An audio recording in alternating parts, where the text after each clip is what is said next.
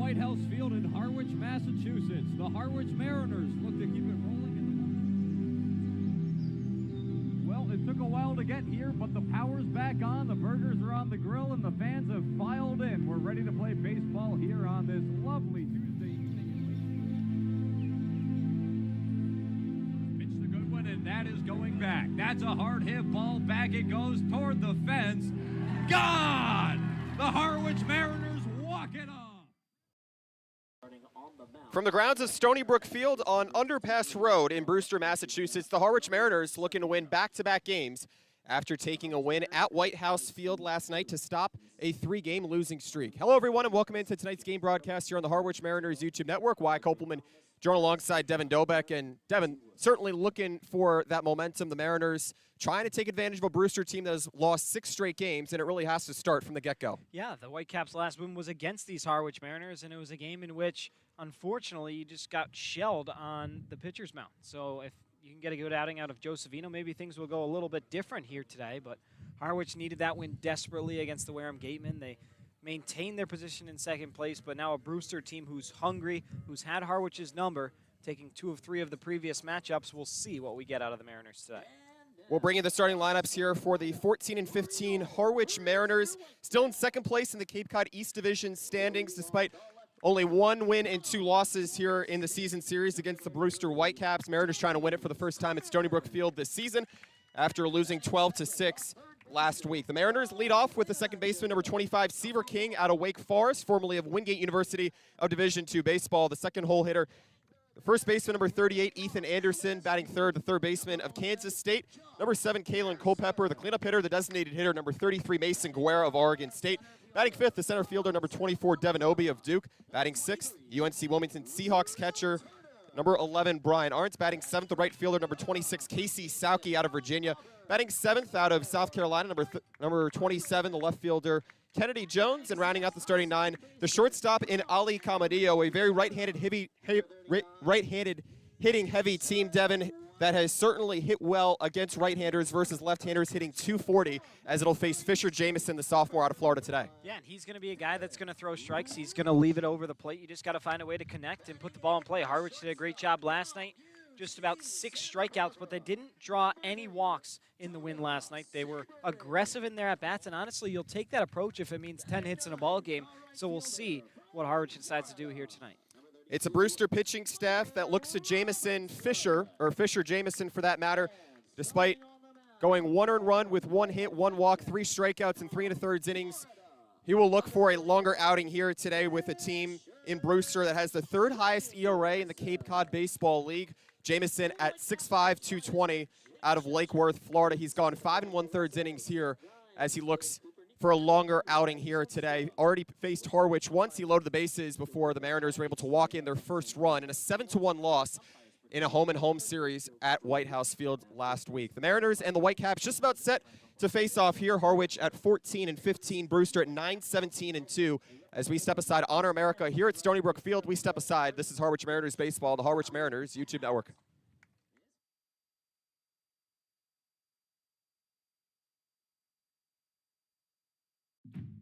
Nothing.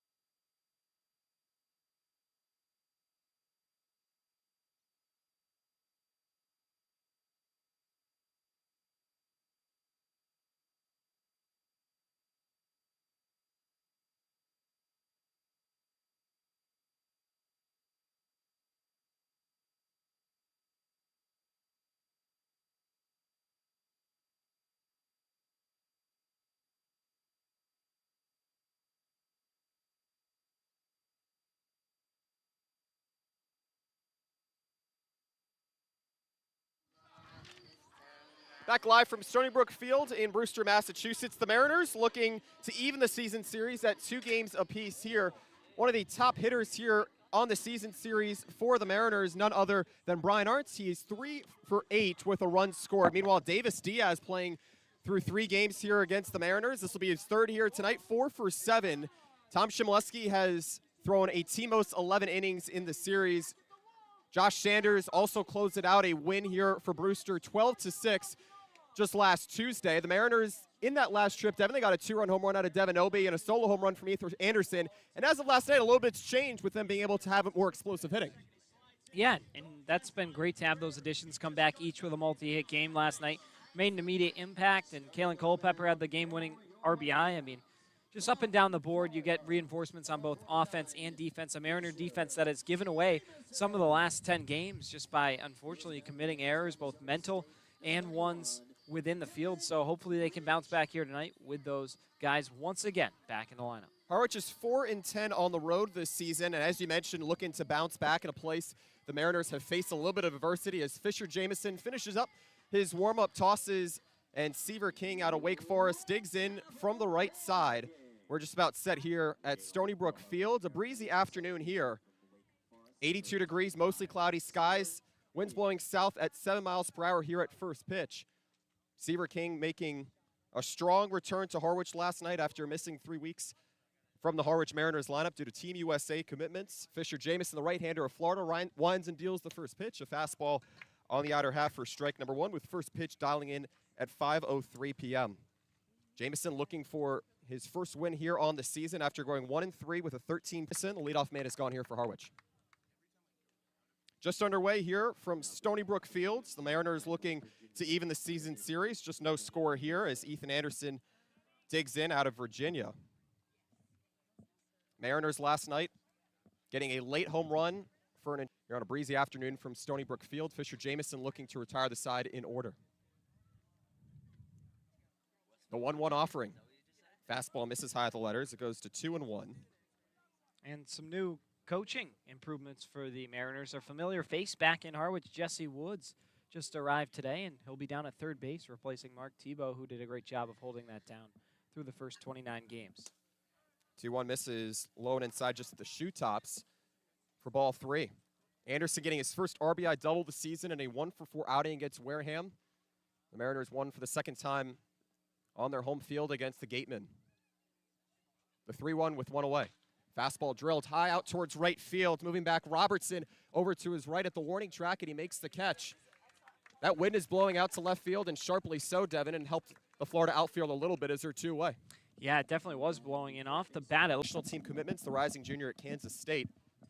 The pitch just misses high on a changeup. It goes to 1-1. 2 away here in the top of the first. Mariners and Whitecaps scoreless here from Stony Brook Field. Culpepper 2-for-4 in that 4-1 win against the Gatemen last night. It looked like he had not really missed a beat. We said it a couple of times on the game broadcast. The 1-1, a swing and a miss here on a slider as it goes to 1-2. Jamison really has that slider working, and you can tell it's just commanding the corners, similarly to some of the Mariners' top arms thus far. So 1-2 here to the right-hander in Culpepper out of Memphis. No score and no hits. The 1-2. Slider looped foul back behind home plate. We'll do it again. Get right back into the concourse area. A little scary there that time, Wyatt. Almost got a piece of a fan. The 1-2 from the right-hander, Jamison. Fastball misses high for ball number 2. 2 down, no score. The Brewster defense from left to right in the outfield. Tibbs, Turner, and Robertson on the infield corners. Diaz at third, Irish at first. Sebring at short, White at second base. The battery mate to Jamison is Dylan Leach. The 2-strike pitch. Tapped back behind home plate, and we'll keep it at 2-2. A strikeout thus far for Fisher Jamison out of Florida. Lake Worth, Florida native looking to retire the side in order here and keep the Mariners off the board. Mason Guerra on deck after a solo home run last night to pad the Mariners' lead late. The 2-2 again. Changeup misses high. And Culpepper's turned this into a really nice at-bat. Was down in the count real early. Fouled off a couple pitches, and now seeing a couple. Worked it full. A quality at-bat now. And we'll see if he can get on. Nobody on, 2 away here for Culpepper. The payoff pitch, rocketed out towards right field, but it drifts well foul. This is turning into a great at-bat here for Culpepper. Saw him take the Wareham pitchers deep late last night. It turned into a 2-for-4 outing with that kind of plate discipline that will be highly valued throughout the second half of the season. The payoff pitch again. Tapped over towards the left side. A high bouncer for Diaz at third. Athlete the outfield grass, fires to first, and it's well late. Culpepper with a 2-out single, and his hitting prowess comes back in his return here as he has Mariners' first speedy middle infielder that is in the 9-hole as Mason Guerra digs in. First pitch, a fastball down the middle for strike number 1. 2-out base runner in Kalen Culpepper. Single to third base for the Mariners' first hit as they remain scoreless with the Whitecaps here from Stony Brook Fields.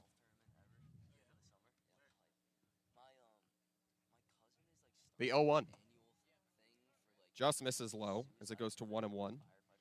Guerra, rising junior Oregon State. Solo home run last night in his last 10 games, 11 hits, 5 RBIs, and 5 walks. Has very much kept the Mariners hitting at surface level here as they look for runs late. Check back over at first, not in time. You remember the Mariners had that 2-0 lead before falling 12-6 on that 2-run home run from Devin Obie. Guerra in a spot here for a huge hit to give the Mariners an early lead. 1-1. Breaking ball on the inner half as it goes to 1-2. Guerra is someone more than capable of putting it out. He's got some serious power, as we saw in his solo blast last night. I mean, that was a shot way up in the air. Not sure if that will be able to get out on a windy day like today, but we shall see. That wind is certainly whisking out to left field. Culpepper a strong lead off of first, a 2-strike pitch. Called looking on the lower half. A changeup that time from Fisher Jamison. He picks up his second strikeout as he faces 4. The Mariners score no runs on 1 hit, no errors, and leave 1 on in the 2-out base runner in Kalen Culpepper. Scoreless between Harwich and Brewster moving into the bottom half of the opening frame. 1 hit for Harwich as Brewster's coming up to bat here on the Harwich Mariners YouTube network.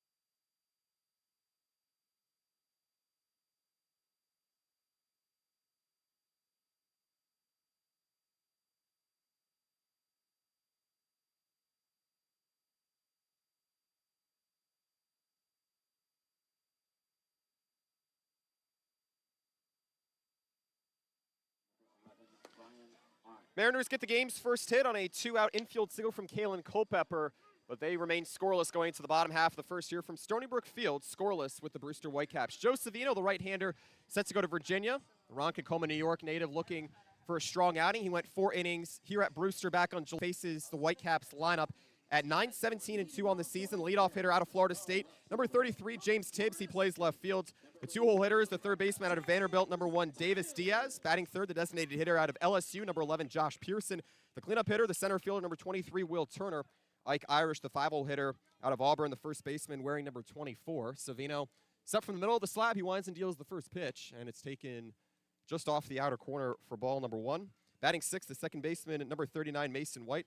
Batting seventh, number 31, the catcher, Dylan Leach. The 1-0 on the way. Fastball down the chute as it goes to 1-1. Batting eighth, the shortstop, number 3, Jonas Sebring, making his debut. Batting ninth, the right fielder out of Florida, number 32, Michael Robertson. The 1-1. Slider missing outside as it goes to 2-1. Key for Savino, Devin, will certainly be able to try and pump those strikeouts. He brings in 11 to 8 walks here on the season through 2 starts and 4 total appearances. Pitch. Shot back behind home plate as goes to 2-2. Just underway in the bottom of the first. No score between Brewster and Harwich. You're on a windy afternoon. The wind blowing now towards center field in from home plate. And on the way here as Tibbs leads off for Brewster. The 2-2. Grounded over towards the right side. At second, King fields on a few bounces, zips onto first, and it's in time. A key batter to get out of here for Savino as he looks for a deep start here tonight. Yeah, big pitch that time. And the key for Joe Savino today is going to be tempo and rhythm. A guy who works very efficiently, very quickly. Just about 6-7 seconds from the time he gets the ball back to the time the next pitch is coming in. Hitter's going to have to be ready, and if Joe starts to get in a rhythm or a groove, it's a bad day to be a Whitecap. Davis Diaz digs in, watches a fastball inside at the belt for ball number 1. Right-handed hitter. Sophomore at Vanderbilt. Went 1 for 4 in a loss to Hyannis 2 nights ago to extend a hitting streak to 3 games. The 1-0 missing low and a changeup. So it goes to 2-0 here. An excellent start out of Reed Easterly of Yale last night. He dazzled in that first start after debuting Sunday. 2-ball pitch. Fastball down the pipe as it goes to 2-1. I mean, you couldn't have asked for much better out of Reed Easterly, and that is the kind of continuity that you need to integrate into the starting rotation for a Mariners rotation. And 2-1, a slider on the inner half as it goes to 2-2. Mariners have the 4th highest ERA entering tonight. They've surrendered 23 walks over the last 5 games, in which we're trying to flip the page here and beat a division foe in Brewster. A 2-strike pitch.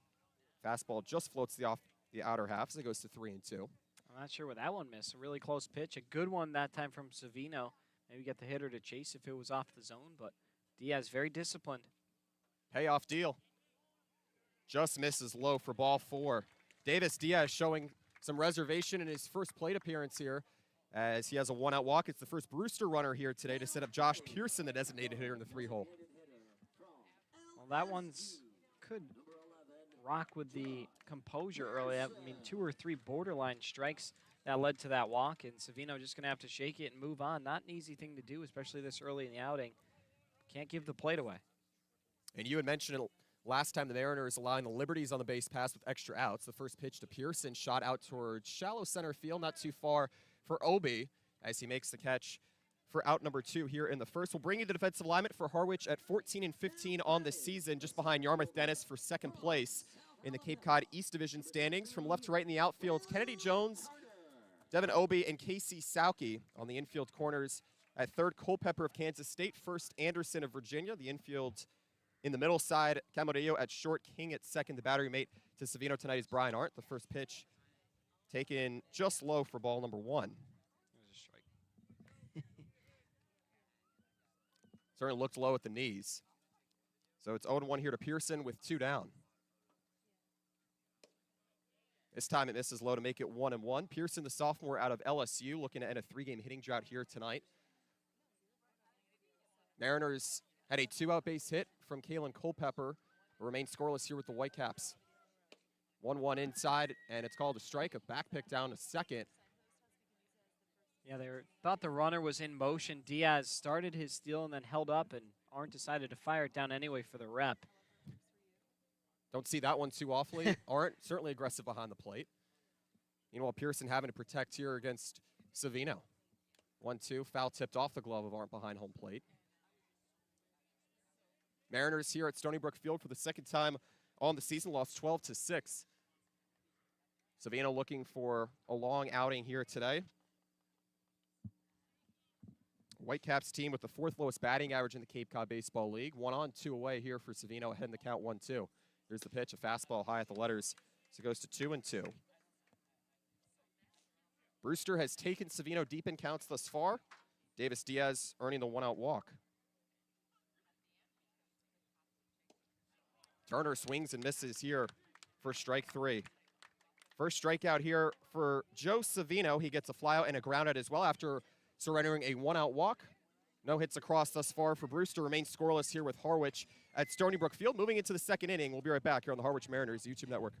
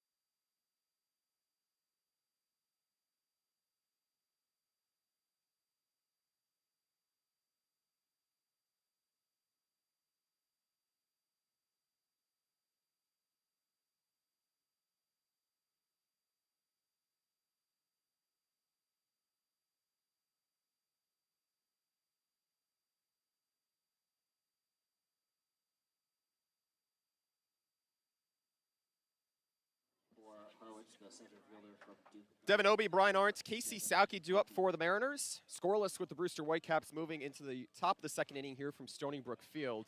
Mostly cloudy evening here with the wind blowing out to left field. An early start just past 5 o'clock. Wyatt Kopelman, Devin Dobeck here with you. Fisher Jamison deals the first pitch. A swing and a miss on a pitch low for strike number 1 here to the Duke outfielder in Obie. Mariners had a 2. Sebring moving really well to his left, leaps up, timed it perfectly, and comes down with it. Obie was hitting .246 entering tonight as he falls to 0 for 1 on what looked to be a surefire single here for the Mariners to start the second. Instead, it goes over to Brian Arndt, the catcher out of UNC Wilmington. Here's the first offering. Lobbed high out toward center field. And instead, the shortstop in Sebring makes the catch as it trailed to left of the second base bag. The wind blowing out to left field. And there are 2 away, 3 straight retired here for Fisher Jamison. He's retired all but 1 of the 6 he's faced. Yeah, you'll take it. I mean, you got to start to get deeper into bats and stuff. Casey Sauke, a guy who's more than capable of doing it. Brian Arndt, typically a more patient hitter, but just got to hang on there. First pitch, a fastball high for ball number 1 here. Sauke, the sophomore out of Rochester, New York. This past season at Virginia. Had a really strong season with 46 RBIs, 26 walks. Here's the 1-0. Slider cut on and missed to make it 1-1 here. 2 strikeouts already for Fisher Jamison. Has kept the Mariners off the base pass thus far here in the second. Looks to retire them in order. Here's the 1-1. Lofted high over towards the right side. Still in the infield, Jamison and Leach battling for it as Leach makes the catch, shedding the mask right on the first base line as Jamison sends down the Mariners in order. Nothing across for Harwich. Moving into the bottom of the second. Still no score here from Stony Brook Field. We're coming on back here on the Harwich Mariners YouTube network.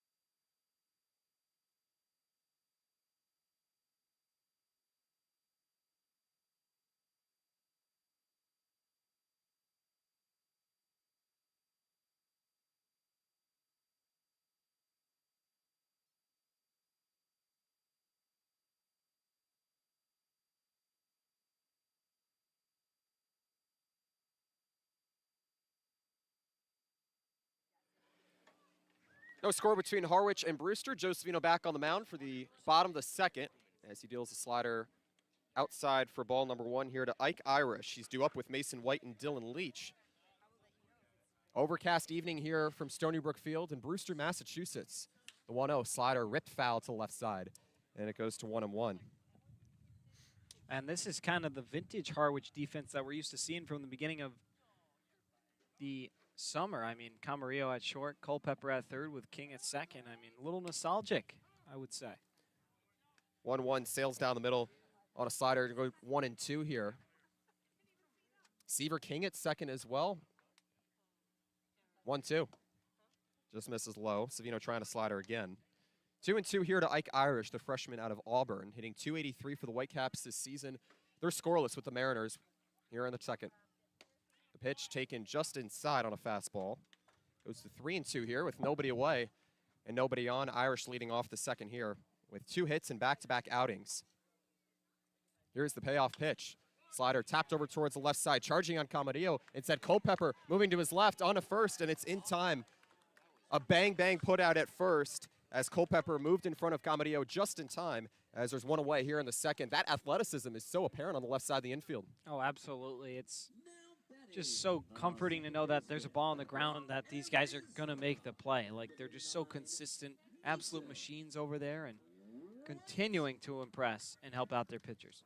Mason White, the left-hander out of Arizona, steps in now. You talked to Kalen Culpepper last night after his strong return. He really appreciated the chance to get to know Daniel Rivera a little bit. The first offering from Savino. Fastball swung on and missed for strike number one. One away here in the bottom of the second. Mariners and Whitecaps scoreless. And for Rivera last night, learning a lot from Culpepper already. 0-1 missing just low on a fastball as it goes to 1-1. Rivera, the Southern New Hampshire transfer, set to go to Kansas State of the Big 12. Will be joining Kalen Culpepper there. Savino still working quickly. The 1-1, a breaking ball down the middle as it goes to 1-2. Has not shaken off that tempo whatsoever since his last start. Savino not wasting much time here. A 2-strike pitch. Slider just inside as it moves White off the plate. And it goes 2-2. Nobody on here with one out. Brewster and Harwich scoreless from Stony Brook Fields. The 2-2. Shot down the right field line. Fair ball. Mason White, a wide turnaround first. It goes all the way to the wall. And the throw in a second will be wide as it's a one-out stand-up double for White, the second baseman. And it's the first Brewster hit of the day. And that was just a really nice swing. A ball down in the zone, went down and golfed it right down the line and right, all the way down to the wall. No chance for Casey Sauke to get him at second. Really nice piece of hitting from Mason White. Now a prime opportunity for Dylan Leach, the 6-foot, 210-pound catcher out of Missouri. First runner to reach scoring position here today for Brewster, despite a one-out walk from Davis Diaz back in the first. Savino now out of the stretch, looks back at second. The first pitch home, a breaking ball in the inner half for strike number one. Leach hitting .209 for the Whitecaps this season, also looking to end a hitting drought here. The 0-1 deal. Fastball off the outer half as it moves to 1-1 here to Leach. Finishes junior season at Missouri with 22 hits, 15 RBIs in 37 games. He could certainly use one here to break the stalemate here in the bottom of the second with one down. The 1-1. Beautiful slider swung on and misses, goes to 1-2. Slider might be his best pitch when he's able to locate it. It goes almost up, it looks like, and then dives back down and just can't leave it too far up in the zone. The 1-2. Golfed out towards shallow center field. Moving in the center fielder, Obi. It falls in front of him. White around third, and he gets the stop sign from Scott Grimes, the third base coach, as there are runners on the corners with one away.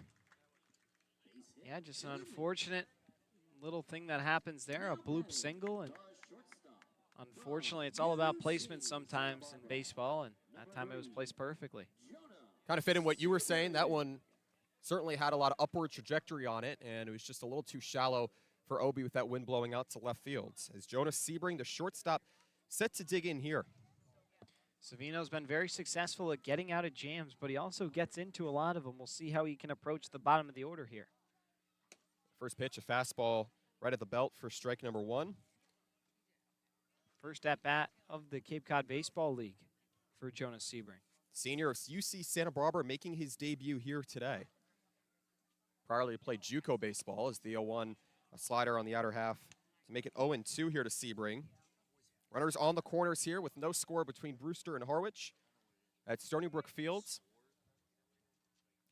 White on third, Leach on first. Savino with the 0-2. Slider missing, low and away. Now Arndt's hesitating, a back pick down to second. King now has the runner caught in a rundown. Instead, Anderson tries to come home. The throw is too late. A runner into second, and a double steal works for the Brewster Whitecaps as White scores across home plate on the late throw, and the Mariners now trail 1-0 with one away. And this just unfortunately was executed perfectly by Harwich. They just didn't get the throw off in time. Supposed to chase the runner back, bait the runner on third to head home, and Brewster took the bait. Unfortunately, it looked like, I believe it was King who was running him down, and throw comes in a little late. Turned his back on the runner at third, focused on the runner in the base path, and now you're down a run. One away, runner on second, 1-2, a fastball high. It goes to 2-2. You notice how Arndt sort of took that step initially to make sure that he was on line with Seaver King at second. But to your point, Mariners just not timing it up too well. A 2-strike pitch. Slider cut on and missed. Second strikeout here for Joe Savino. 2 down here in the second as Savino looks to leave the second inning without more than 1 run. And Arndt thought he had the tag, too. He was visibly upset after the ruling of safe by Joe Giacchio. I mean, for sure thought he had the runner at the plate who was able to score in Mason White, but umpire rules differently, and no way you can really overturn that. It was a close play, because you know I'd voice my displeasure if I had a problem with it, Wyatt, but definitely a bang-bang play. Could have gone either way. First offer to Michael Robertson, the outfielder out of Florida, watched it outside for ball number 1. Leach on second. Mariners behind 1-0. 2 hits for Brewster, 1 hit for Harwich. 1-0 a fastball high and outside as it goes to 2-0 here to Robertson. Hit .231 with 31 walks at Florida this season, a team that lost in 3 games in the College World Series final. Savino looks back at second again, the 2-0. Slider cut on a miss. It goes to 2-1 here. Brewster coming off a 7-3 loss against Hyannis 2 nights ago. Had the night off last night as Mariners picked up their win last night against the Wareham Gatemen to end a 3-game slide. 2-1 deal. Fastball cut back behind home plate. It goes to 2-2. Savino has certainly fallen into extended innings, most notably when he only went short of 4 innings in the Mariners' loss at Chatham. Looks to get out of it here with 2 away and 1 on second. The 2-2 to the left-hander. Robertson swings and misses on a slider. Strikeout number 3 for Joe Savino as he gets out of the second with only 1 run against him. A double steal giving the Whitecaps their first run on the game. They score 1 run on 2 hits, no errors, and leave 1 on in scoring position in Leach. Mariners trail 1-0 going into the top of the third here from Stony Brook Field. We'll be back here on the Harwich Mariners YouTube network.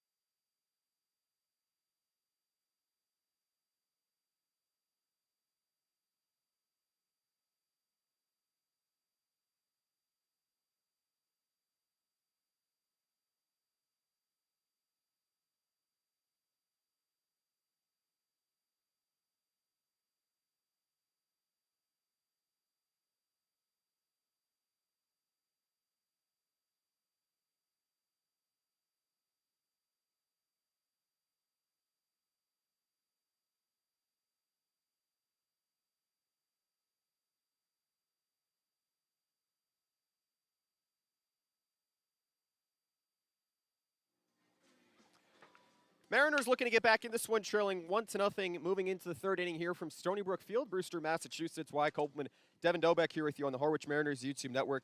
Kennedy Jones, Ali Calmadillo, Seaver King, the 8, 9, and 1-hole hitters due up here. Mariners got an infield single with 2 outs in the first. They were unable to score the game's first run. Kennedy Jones, meanwhile, stepping in for the first time here tonight, went 1 for 2 in a pinch hit spot last night after Lorenzo Carrier batted once. The Mariners 3-run victor over the Wareham Gatemen. The first pitch from Fisher Jamison. Fastball missing high for ball number 1. Mariners went down in order in the second, looking to get a base runner here as they have 1 hit to Brewster's 2.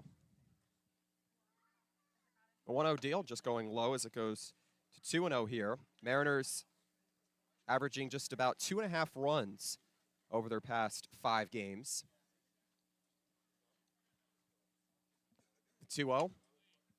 Missing high at the letter. It's 3-0 here to Jones, someone who's very keen on taking at-bats. has certainly worked a good number of walks this season. Set to transfer to South Carolina. Here's the 3-ball pitch. Jones takes it high for a 4-pitch walk. Well, Jones has certainly been keen on taking walks. He earns his 12th on the season. The Mariners have that first base runner since 2 outs in the first. Yeah, nice at bat that time. And one thing that I'm starting to pick up a theme of is a tight strike zone. I mean, we haven't been seeing calls at the knees. We haven't been seeing calls even below the letters of the jersey. So probably right around the thighs to kind of the abdomen area. A smaller zone, and pitcher's going to have to adapt. Umpire definitely wanting some offense.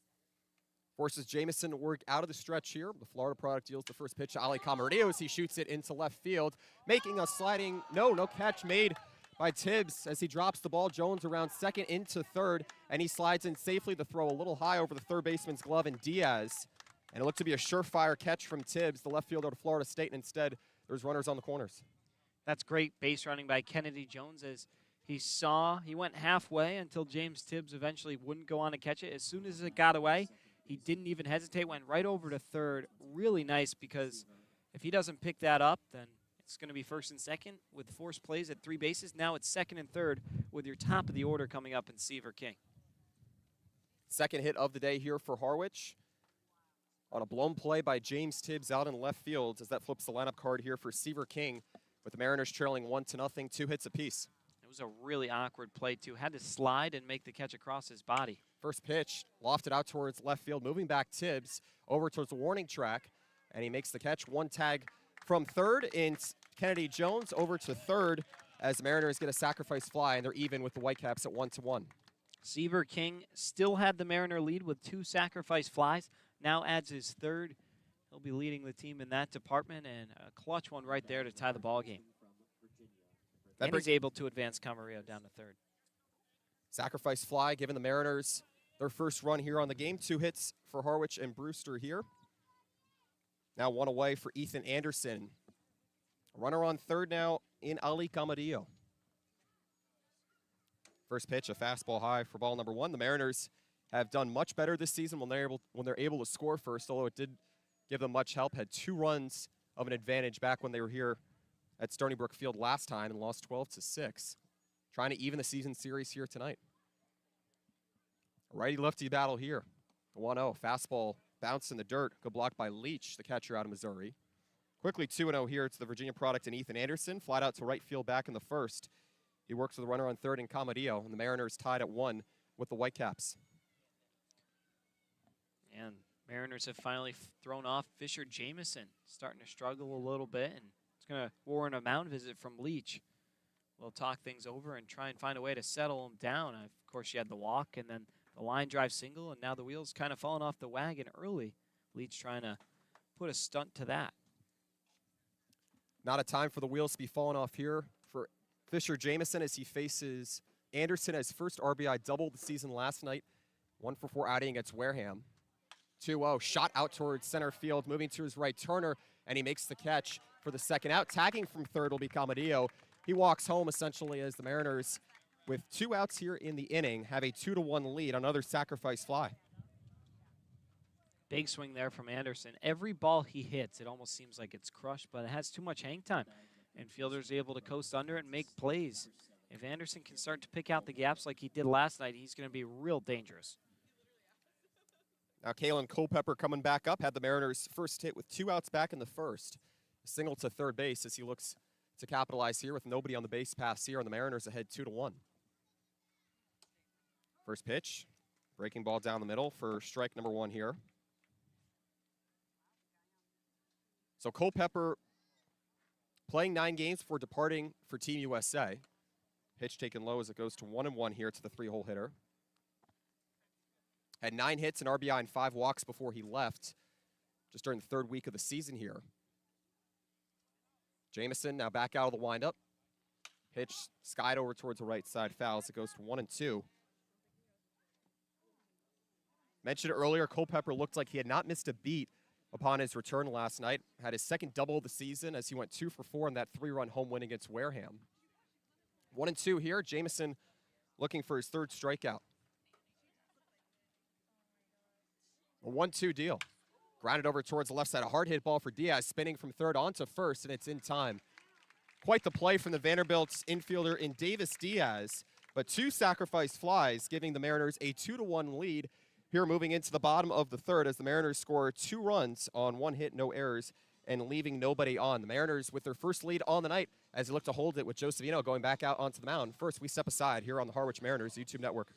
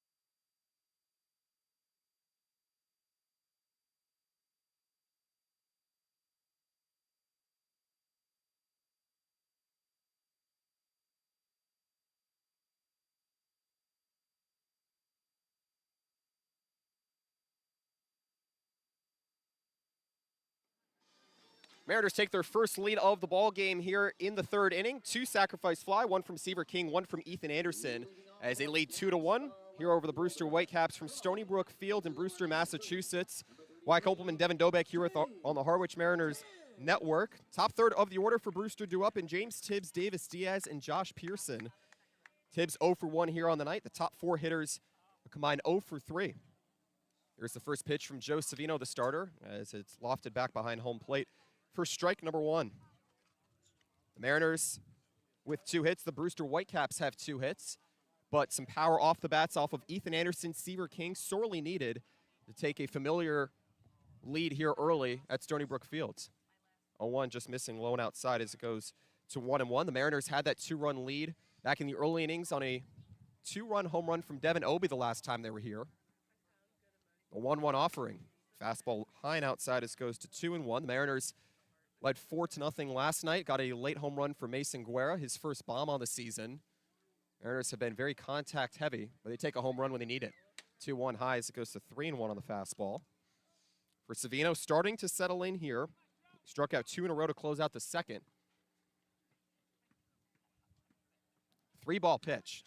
Line back behind home plate, and it goes full here to James Tibbs. Had a very solid season at Florida State. A tough batter to retire here. In his sophomore year, one of Florida State's primary power hitters.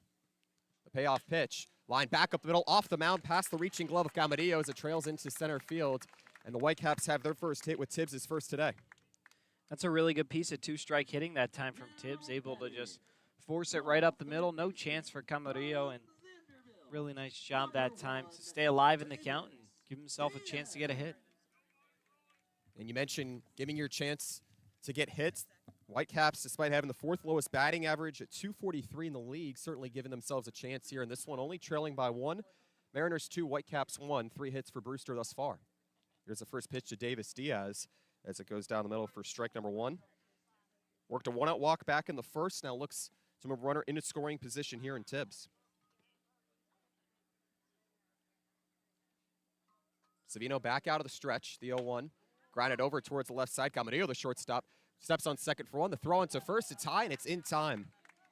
A 6-6-3 double play, starting with the Texas A&M infielder in Ali Camarillo, and the bases go clear as the Mariners turn their 19th double play on the season for 2 outs. That was pretty. I mean, Camarillo, room service almost right over to the bag, does a great job of this time taking his time. The only struggle he's had is when he tries to make the play before he has the ball in the infield. That time waits on it, able to touch the bag and make an accurate throw. Really great job there to help out Savino. Josh Pearson, LSU left-hander, steps back in here. The first pitch, fastball high for ball number 1. Flied out to center field back in the first. Mariners ahead 2-1 over the Whitecaps in their second trip to Stony Brook Field here in Brewster. Here's the 1-0. Breaking ball missing high as it goes to 2-0. So Savino, the Ronkonkoma, New York native, formerly of Elon, set to go to Virginia, has to battle back in another count here. Pitch. lofted out towards center field, running back to his right. Obi towards the track, just about 5 feet in front of the wall. He makes the catch as the side draws to a close here. So Pearson with a loud final out here in the third, but Savino faces the minimum despite a leadoff single from James Tibbs as the Whitecaps come up and score no runs on 1 hit, no errors, and leave nobody on the base pass. Mariners trying to preserve their 2-1 lead and stretch it in the fourth. We move to the middle innings here from Stony Brook Field on the Harwich Mariners YouTube network.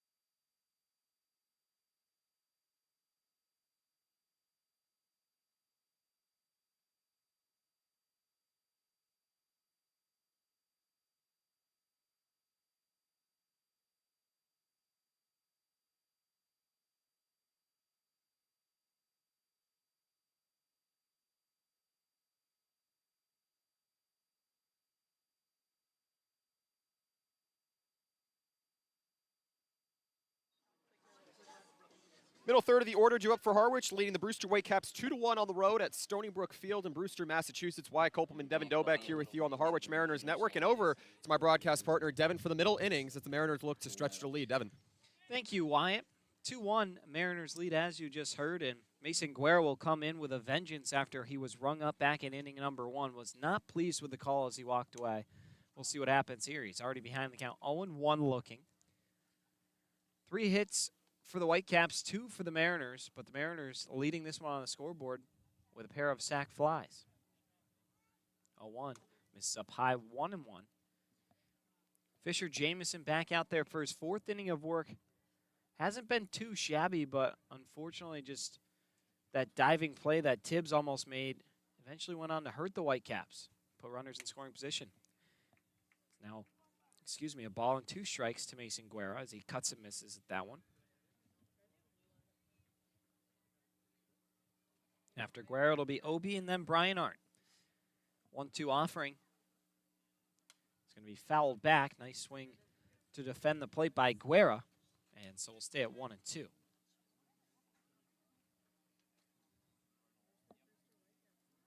Jamison, a deep breath out there. Now finally back into his motion. Here comes the 1-2 offering. And it's going to be in there. Strike 3. Mason Guerra is rung up for the 2nd time today. Really good pitch. Really good put-away pitch, for that matter, by Fisher Jamison. He picks up just his 3rd strikeout, and there's 1 away here in the 4th.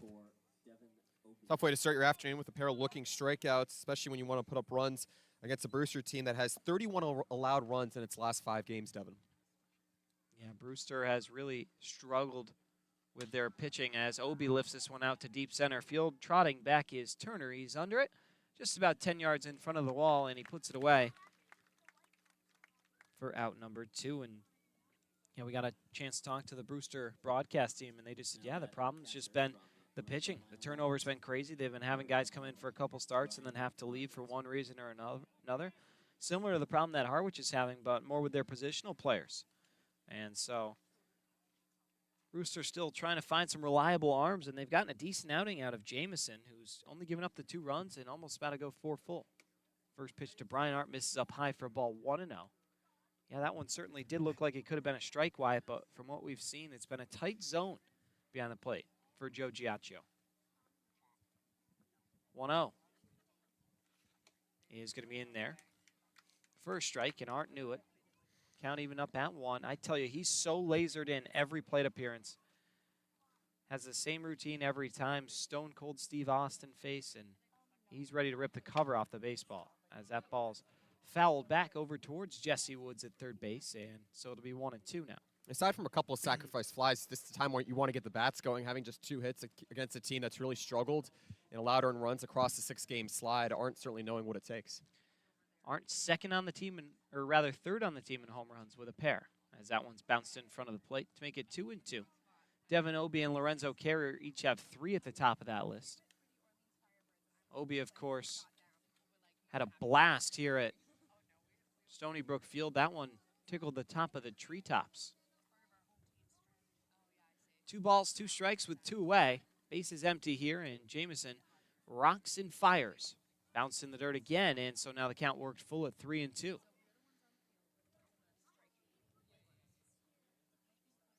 Aren't catching every other day as long as Andrew Yu's been here.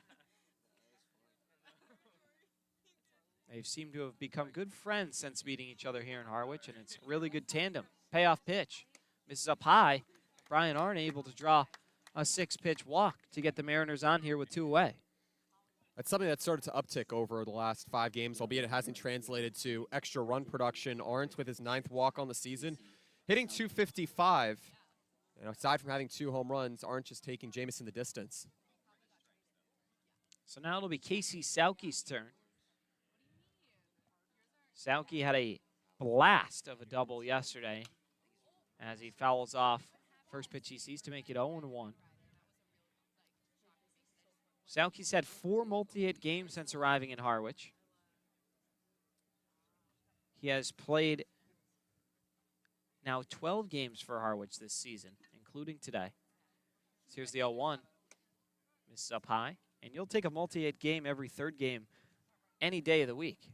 Hitting just .233, though.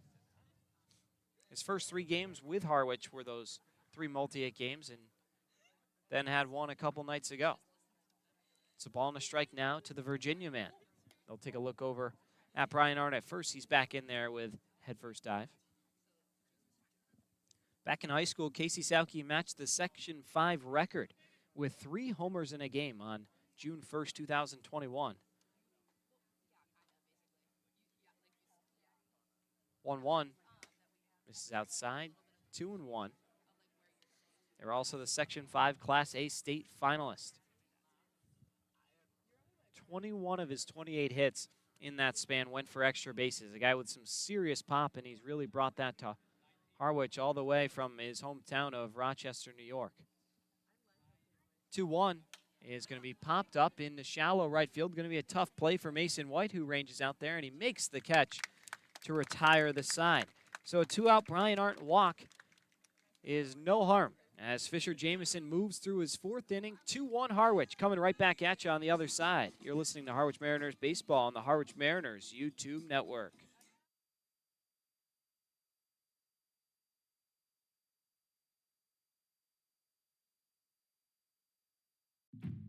Nothing says summer like Cape Cod baseball. Rooted in rich tradition and top collegiate talent, the Cape Cod Baseball League has been delighting fans and families for 100 years. Mark your calendars. The 2023 Cape Cod Baseball League All-Star Game takes place on July 22nd at 6 p.m. at White House Field in Harwich. Plan ahead and arrive at White House Field early to experience family-friendly festivities throughout the day.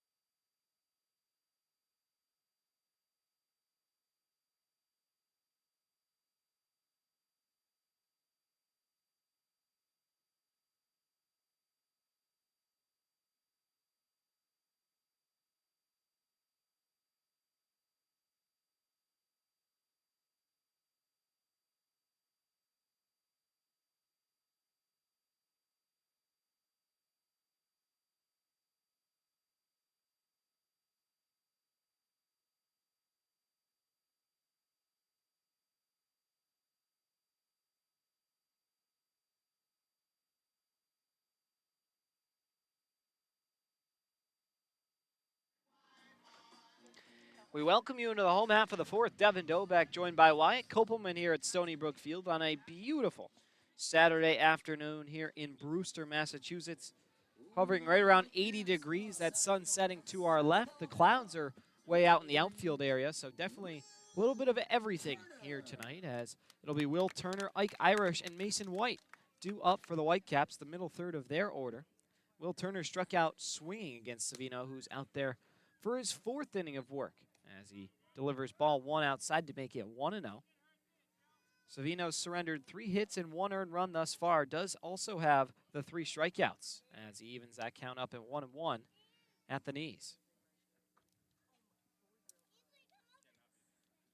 Savino already into his motion again. The pitch takes the batter and Turner down to a knee. Makes it a 1-2 count. Changeup really got him there. Now we'll see what Savino elects to do up in the count. 1-2. Misses up high with a fastball, and it's 2-2.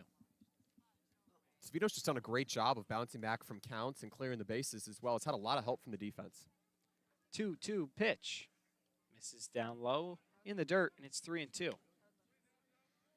Trying not to lose him here. The leadoff man has reached just one time here tonight, and they were retired by a double play, Wyatt, as you alluded to. Payoff pitch is going to be lined over into the glove of Ali Camarillo. Over to his right. He's able to pull it in. Great athleticism that time on the line drive that had left field all over it.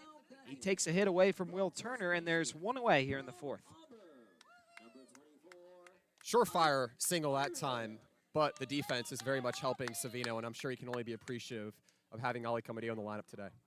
In comes Ike Irish, number 24 for the Whitecaps, playing first today as he's ahead in the count 1-0.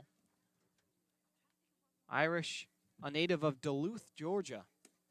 As that pitch misses outside to make it 2-0, hitting .283 for the Whitecaps this season, a .409 average with runners in scoring position. 2-0 is cut on a miss to make it 2-1. As Coach Butch Thompson says, he has the ability to blast the ball to every quadrant of the field, whether it be the other way, both gaps, and the pull side.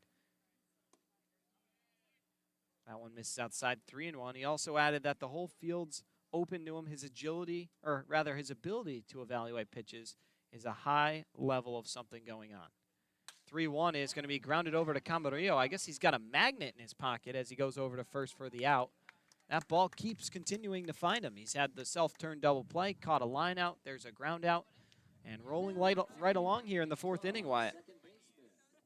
6 of the last 7 that Savino has faced have been retired. Great composure on the mound here today. The movement on his slider has been commanding. That's what you need, especially with the velocity that he's had on his fastball as well, and he's been able to get back in counts. So now it'll be Mason White, who doubled and came around to score back in the second inning.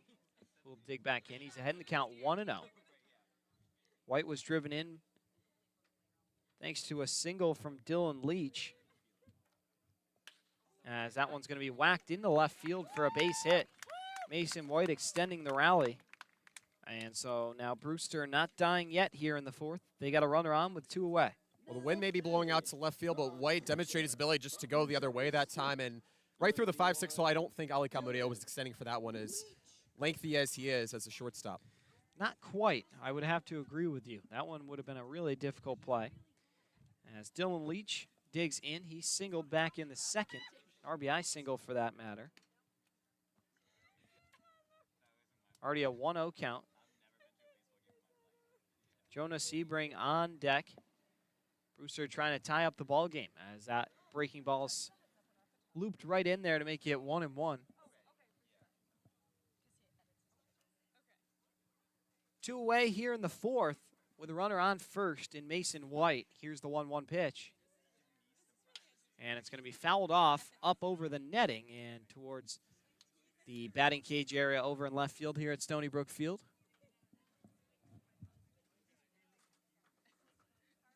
One ball, 2 strikes. Savino looking for his 4th punch out.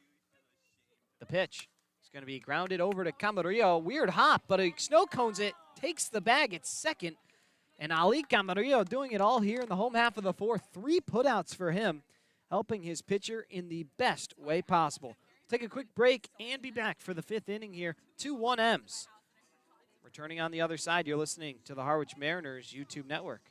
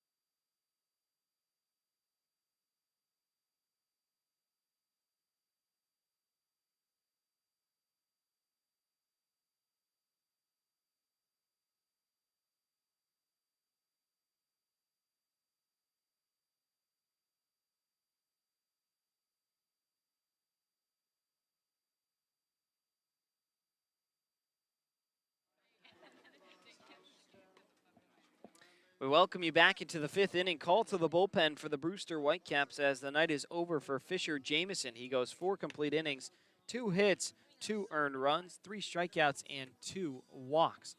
In to come for him is going to be Josh Sanders.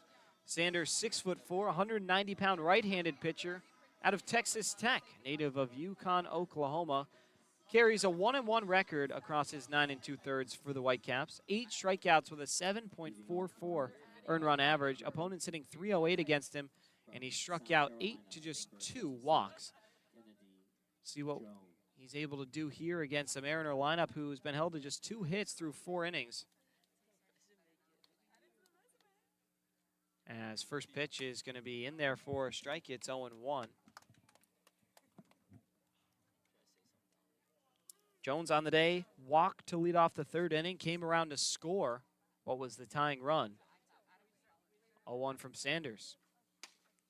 Jones checked his swing. Sure did look like he went, and he did. So says the first base umpire. So it's quickly 0-2. Camarillo's on deck, followed by Seaver King.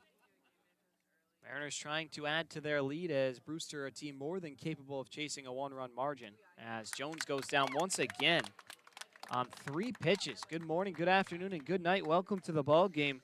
Josh Sanders as he picks up his first strikeout, and there's one away here in the 5th. And aside from the pair of sacrifice flies surrendered by Fisher Jamison, the starter out of Florida, really good job in containing this Harwich lineup, Devin. Only gave up that 2-out single back in the 1st and a 2-out walk in the 4th. And that time Jones just a little bit out in front of that slider, just a good chase pitch dealt by Sanders.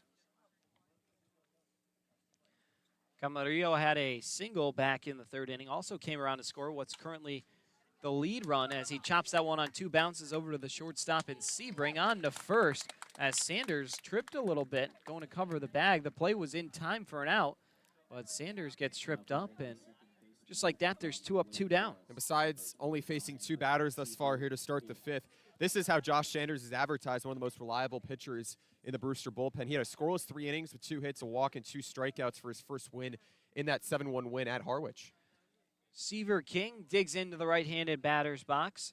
He struck out and had a sac fly in the 3rd, which brought in Camarillo, or rather brought in Jones and moved Camarillo as he hits that one on a bounce over to the shortstop Sebring on a line over to first base. It's a 1-2-3 5th for the new pitcher and Josh Sanders. He faces the minimum as we advance to the home half of the fifth, halfway home here at Stony Brook Field. 2-1 Mariners coming back at you on the other side of the break. You're listening to the Harwich Mariners YouTube network.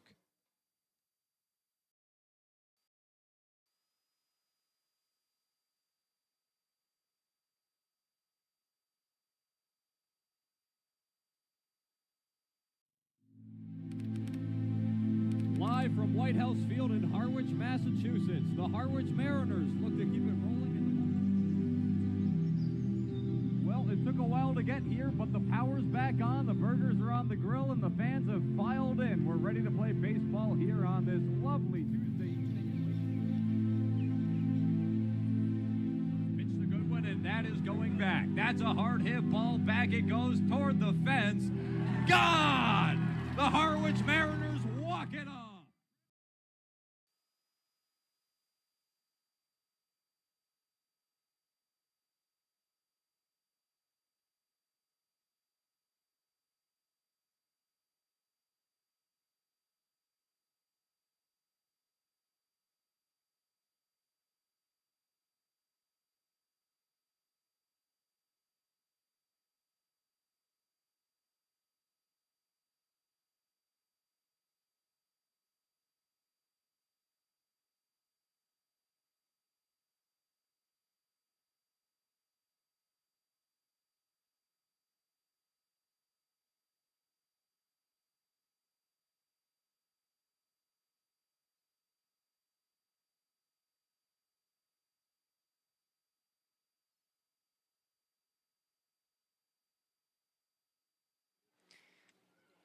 We welcome you into the home half of the fifth inning. A strike to start us here as it'll be Sebring, Robertson, and Tibbs due up for the Whitecaps. They trail in this one 2-1, despite out hitting Harwich 4-2. Still not an error in the ball game. So that one's lined over to Culpepper. He made the catch. Kalen Culpepper with his head on a swivel, able to haul that one in for out number one. That ball was tattooed down the line, and he took extra bases away from Jonah Sebring. Tell you, this Harwich defense with King and Culpepper is just a completely different story. They've been fantastic. It'll now be Michael Robertson, who shows bunt and pulled it back. It was ball as Harwich corner infielders were on their way in. Robertson struck out back in the second inning. Savino out there for his fifth inning of work. He's been sensational thus far as he blows a strike by the batter in Robertson to make it 1-1. Big whiff that time from the left-handed hitter. Bases empty here in the bottom of the fifth as Savino drops a breaking ball on the outer part of the plate to make it 1-2.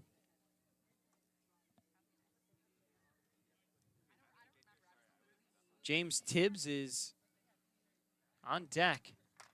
Leadoff man for the Whitecaps, and they could definitely use some power. Tibbs, a guy who's homered twice in his last 10 games, definitely could provide that. 2 balls, 2 strikes to Robertson as Savino into his windup and the pitch. Breaking ball, that one missed up high. His slider didn't slide, and so it's now a 3-2 count.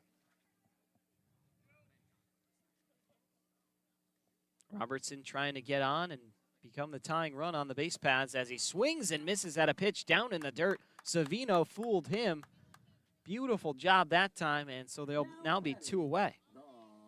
It's a great 2-strike pitch. Savino leaving the slider low for Robertson to take, and Robertson almost with nothing to lose that time, having to protect, having to go to Savino, and he went right into that spot. 4th strikeout of the night for Joe Savino, and it's 2 up, 2 down for him in the 5th. Rolling right along his longest outing of the season. So that one misses outside to make it 1-0 to James Tibbs. Tibbs coming in today hitting .372 against righties like Savino. He's already tallied a single against him tonight. He's 1 for 2. He's also grounded out to second. It's a ball and a strike now to the Florida State Seminole. And the 1-1 just missed.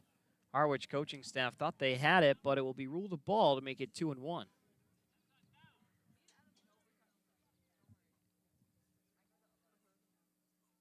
2-1 from Joe Savino is going to be grounded softly over to Seaver King at second. Makes the routine play on to first, and it's a 1-2-3 fifth. Joe Savino has been sensational thus far as he trots off the mound. The Italian Stallion 5 full and lined up for the win if that's the end of his night. We'll take a quick break and be back. 2-1 Harwich here from Stony Brook Field. You're listening to the Harwich Mariners YouTube network.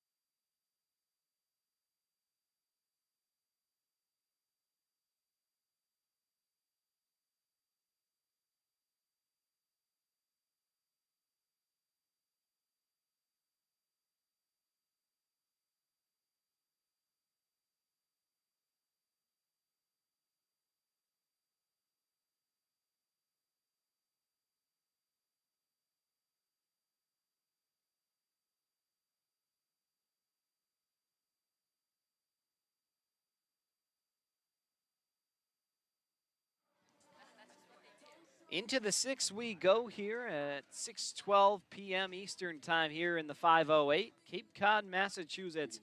Can you name a better place you'd rather be in the summertime, Wyatt? Get back to me in 100 years, I'll give you the same answer. That's what I like to hear. Oh, the next 100 years of Cape Cod baseball as we commemorate 200th anniversary. I like 100 years. Wow. You think we'll be calling that game? From my rocking chair. There you go. If I'm alive. I run every day. I try to. I'll just freeze my head like Williams, as that one's going to be popped up into left field by Ethan Anderson on the first pitch he sees. It's going to be an F7 to James Tibbs out and left. And there's one away here in the 6th. Josh Sanders back out on the mound, trying to keep this a one-run game as Harwich heading into the heart of their order with a chance to do damage. It'll be Kalen Culpepper, who singled back in the first inning and has grounded out to third base in the 3rd. Had a great play in the top half, or rather the bottom half of the 5th inning to take extra bases away from Jonas Sebring, the shortstop making his debut for the Whitecaps today. Culpepper takes the first pitch. It was right down Main Street, and it's 0-1.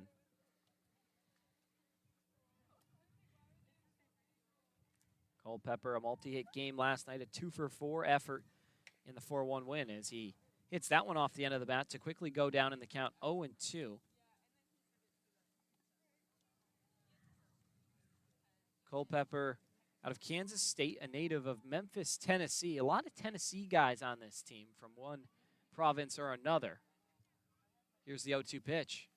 And it's going to be poked out into center field. Long run for Turner, and he's able to range over and make the catch to his right for out number 2. Harwich definitely doing a great job putting the ball in play. Just can't find homes for too many of these hits. They have just 2 hits through 5 2/3, Wyatt. This is a recurring theme over the last 10 games as well. The Mariners put the ball in play quite often when they were last year at Stony Brook Field, and they hit better against right-handers versus left-handers, 240 away from their southpaws. Final line for Fisher Jamison. Not sure if we gave it to you, but 4 complete innings, 2 hits, 2 earned runs, 3 strikeouts, and a pair of walks. These have been a couple of tough outs as well. Ethan Anderson has been batting from the left side as a switch hitter, almost poked it out, with the wind blowing out to left field as well. Ball and no strikes, and here's the pitch now to Guerra as he chops it softly over to Diaz at third. Takes a while to come down. Diaz rushing the throw. It's there in time. A 1-2-3 lightning fast 6th inning. Man, they must not like me on play-by-play, Wyatt, as we dive into the home half of the 6th. 2-1 Harwich. Be right back. You're listening to Harwich Mariners Baseball on the Harwich Mariners YouTube network.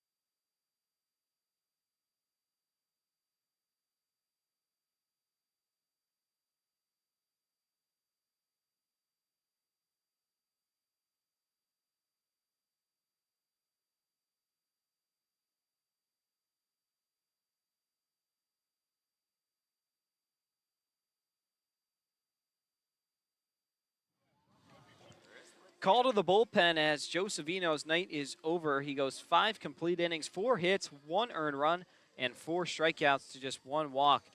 By far Savino's best outing of the season. Why and lengthiest. He was fantastic and lined up for his team-high 3rd win of the season. And he dealt a handful of 3-ball counts as well, particularly the 3rd, 4th, and 5th innings, and it looked as if Brewster would be getting to him on a particular sense, but only able to get 1 run across. You have to tip your cap to Savino, who had trouble in getting past 2nd and 3rd innings in some of his prior starts, and now turning over to another lockdown right-handed reliever. Not Naden Moza, not Zane Probst, but Chris Latito, one of the best A-Sun relievers, closers for that matter, this past season in college. He's been fantastic here in Harwich.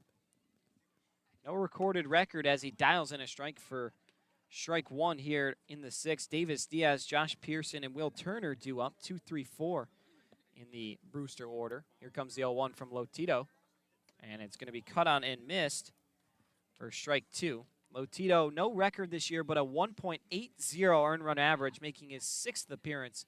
10 strong innings, 7 strikeouts to 5 walks, and he surrendered 7 hits. Huge asset for Harwich in the pen, and we'll see what he can do today. High pressure, high leverage situation. Just a 2-1 ball game into the 6th. It's a ball and 2 strikes now to Diaz, who on the day is 0 for 1 with a walk and a ground out to short. 1-2. Spiked in the dirt, and so it'll be 2-2. Lotito, 6'1", 195-pound redshirt sophomore out of Jacksonville. Originally was with Seton Hall before transferring. Played the NECBL last season for the Upper Valley Nighthawks and now finds himself here in Harwich. 2-2 pitch is going to be popped up. Might be playable. Heading over towards us in the booth. Aren't under it. Calling him off is Lotito, and a risky play there as he hauls it in for out number 1. That could have been real panic, Wyatt, but good thing Arndt took Lotito's word for it. His catcher almost never will back down, and he kind of rolls his eyes as if, wow, that could have been bad.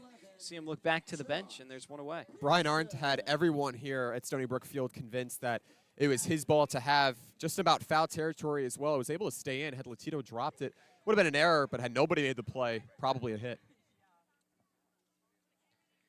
Josh Pearson, who's flied out to center twice, digs in for the 3rd time as Lotito dials in a ball on the outside for a ball 1. Just 6 total hits in this ball game. As we're into the 6th inning, it's been kind of a barn burner between these two. Low-scoring slugfest. 2 balls, no strikes now from Lotito as he's into his motion. The pitch misses outside 3-0. Having trouble with his control now. We'll see what he's able to do as we head into the heart of the order. Not going to be an easy task against Brewster, who has some serious pop. 3-0 in there for a strike. 3-1. Whitecaps have 17 home runs as a club compared to just 14 for the Mariners. Of course, 8 of the Mariners' homers have come in the month of July. 3-1 just misses low. Aren't trying to frame it, but it's a 5-pitch walk. And just the 2nd walk of the day issued by Harwich pitching to put a runner on here with 1 away. Mariners have done a nice job tonight, particularly with a struggling lineup that has a chip on its shoulder coming into tonight, looking to get some quieter advantages. But with only 2 walks allowed, you'd have to figure that Lotito is looking to pitch a ground ball contact here. And he tried to go with a changeup that time, but it just missed a little bit too low. First pitch misses up high to Will Turner. Taking a look around the Cape Cod Baseball League, YD trailing Cotuit at 3-1. Bourne traveling to Hyannis has not yet kicked off yet. Chatham on top of Falmouth 3-0 at Gov Fuller Field. And Orleans leading Wareham 2-0. Tell you, the Firebirds have been hot, as Harwich unfortunately was forced to experience a couple nights ago in a 12-0 loss while being 1 hit. 2 balls, no strikes now to Turner. The pitch. It's outside 3-0, and yeah, Lotito, 7 of his last 8 pitches have been for balls. Trying to figure it out now. Turner has struck out swinging and lined out to the shortstop Camarillo. See what he's able to do here against the Jacksonville product. Pitch. Wow, that one's going to be in there. Looked to be a little above the letters almost, but it's a 3-1 count now. Joseph Giacchio has had pretty much consistent zone all night, with the exception of that. 3-1, there goes the runner, and it's going to be ball 4. Looked like might have been in there. Go figure, I guess, at this point, and it'll be another 5-pitch walk issued by Lotito, and unfortunately his control hasn't been as good tonight as it has been in the past, Wyatt. This is rare for Lotito as well, and to your, what you had said earlier with him only having the 1.8 ERA, he doesn't give a lot of easy passes out here on the base pass, and he's gone 10 innings full this season. He does have 7 strikeouts, but he's yet to deal one here. Still an opportunity for an inning ground ball double play. First pitch is going to be a breaking ball in the dirt for ball 1. Lotito has only walked a pair of guys once in his 5 outings this season. That came in his last appearance, which he gave up 3 hits, an earned run, struck out 2, and walked 2 against Chatham on the 9th. That pitch is going to be fouled back to make it a 1-1 count. Yeah, Ike Irish was mad at himself that time, just did not really get enough of the barrel in order to time it into center field. Lotito, the closer at Jacksonville, and you can tell he kind of pitches in that same way, like a closer. Very observant as he drops one in to make it a 1-2. Looking for a big strikeout here as he's put a pair of runners on here with 1 away. But yeah, everything he does is almost an exact mannerism of a closer. 1-2. Breaking ball in the dirt to make it 2-2. He's having trouble locating that breaking pitch. He's also been missing outside with a lot of his fastballs.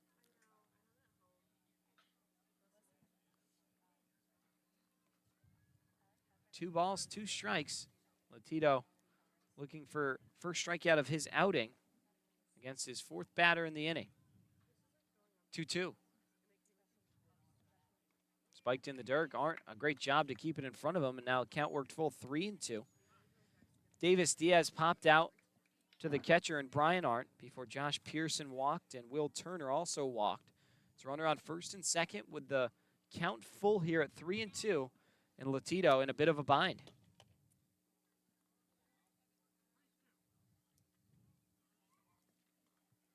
The pitch is going to be grounded into right field for a base hit. Not hit very hard, so it's going to be an easy run as Josh Pearson comes around to tie the ball game. And just like that, we're all even at 2. Irish has the tendencies of a pull hitter. That time he got it hard on the ground. Not the most hard hit ball we've seen all afternoon, but Ethan Anderson was playing the bag relatively close and was just unable to make the play. And to what could have been that inning-ending double play, I think Camarillo was ready for a 1-6-3. R.J. Thomas will make his way out to the hill to talk things over as Ike Irish has evened up this ball game with a beautiful piece of hitting into right field. And yeah, Lotito definitely just seems to not have it as much as he typically does. I mean, almost always all business, and he's just working through guys in order. This time, 3 straight base runners here in the 6th, and Harwich now going to have to find a way to get some more offense. And I look, I don't think Lotito is really leaving it that high in the zone. He hasn't really pitched to the letters thus far. I think with a left-handed batter in Irish, he's also set to face Mason White here, a left-handed hitter who's had 2 hits here today off of Joseph. I think he just kind of went a little bit away from the inner half of the plate into a left-handed hitter. That's a luxury to have when you can drive it over to the right side or even just past the infield for beginners. And if you're Harwich, you haven't had a hit since inning number 3. And it's been only 10 batters you've brought up since the 3rd inning. That's just 1 more than the minimum. So got to get things clicking on offense if you want to have a chance to win this game. First pitch is going to be fouled off to Mason White, who singled and doubled here in the ballgame. He's also scored 1 of the 2 Brewster runs. Trying to add to his campaign here and give his team the lead. There's 2 on with 1 away here. Turner at 2nd, Irish at 1st, and the 0-1. It's going to be popped up, shallow center field. Obi ranging in, and he's under it to make the catch for out number 2. First time White's been retired today. Lotito even kept the Katua Cavaliers to a hit through 3 innings in his first scoreless outing. This is something he's really been developing, his ability to get quick outs, and that's finally fitting into what he's on the mound to do, is just get some quick outs, get your team out of the inning, despite giving up a few hits here. So now it'll be Dylan Leach who's trying to give Brewster the edge here. Ball game tied at 2. Sun hiding behind the clouds now. It's gotten a little cooler. It feels nice, per se, as that one misses outside to make it a 1-0 count. Leach today has singled and then grounded into a fielder's choice. He's 1 for 2. The pitch. Breaking ball just missed. Not sure where. That one looked to be right down the middle, in my opinion. Must be missing it. 2-0. Swing and a miss. It's 2-1. Jonas Sebring on deck for the Whitecaps. And the pitch. Swing and a miss. 2-2. Leach, 1 strike away from being retired. Latito trying to get out while giving up just the 1 run. Here it is. Misses up high, and that's going to make it a 3-2 count. That one definitely missed. All around the zone. As he's worked the count full, high pitch count now for Latito. The pitch, there go the runners, and it's not going to matter. It's ball 4. And so Latito has issued his 3rd walk of the inning and now in some serious trouble with the bases loaded. Latito is saying a few words to himself. I think he's just mad with the home plate umpire, Joseph Giacchio. Didn't give him a couple of strikes that would have given Latito his first strikeout here as the bases are loaded after 2 walks with 1 out earlier in the 6th. We've talked about it. It's been a tight zone, but it's been consistent for the majority of the ball game with a few skewed results as Jonas Sebring swings and misses at the first pitch he sees for strike 1. Lined out to Culpepper back in the 5th, and it was a dart. Also struck out in the 2nd. He's got a chance to give his team the lead here in his debut.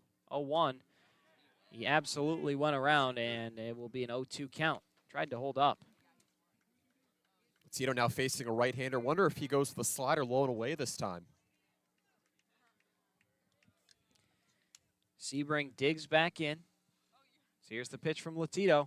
Breaking ball, swing and a miss. A 3-pitch strikeout for Chris Latito to get out of the bases loaded jam. So he gives up 1 run, but is able to pitch through the rest. We head into the final third of the ball game. Still a 2-2 score here from Stony Brook Field. You're listening to Harwich Mariners Baseball on the Harwich Mariners YouTube network.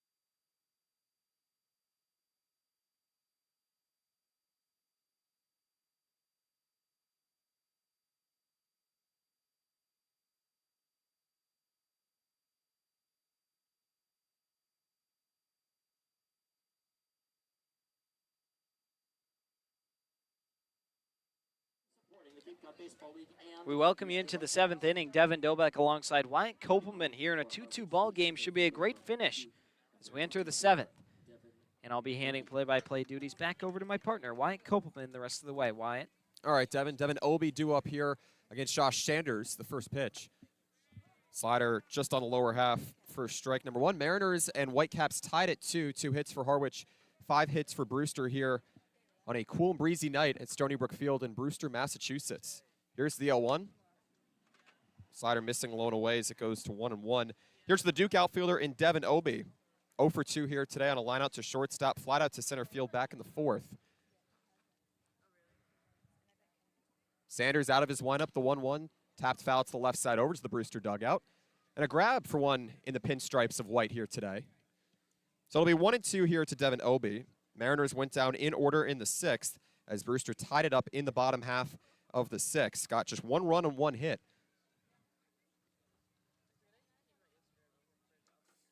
The 2-strike pitch. Slider bounced over towards the left side. The third baseman Diaz zips across the diamond to first. A high throw is in time. And there was one down here in the 7th, and what has turned into 9 straight retired here, going from the starter in Jamison into Josh Sanders. He's picked it up really well here, the right-hander going to another right-hander. Yeah, I mean, this has just been all routine. He's faced the minimum 7 guys that you can and continuing to roll right along through these Mariners.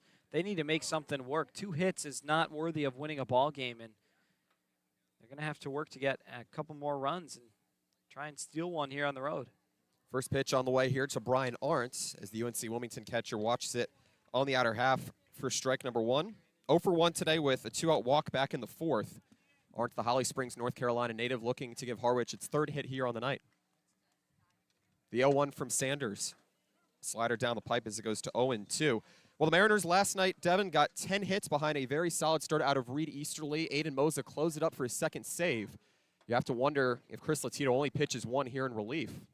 We'll see soon. The 2-strike pitch. Slider lined over towards the left side. Another bouncing ball here for Diaz. He fires a high throw onto first again, and it's in time. 2 down here in the 7th. Sanders cruising right through. Diaz is just so consistent. It doesn't matter backhand, forehand, off balance, with balance. He just finds a way to get the ball over to first on target. Really been fun to watch over at third base tonight.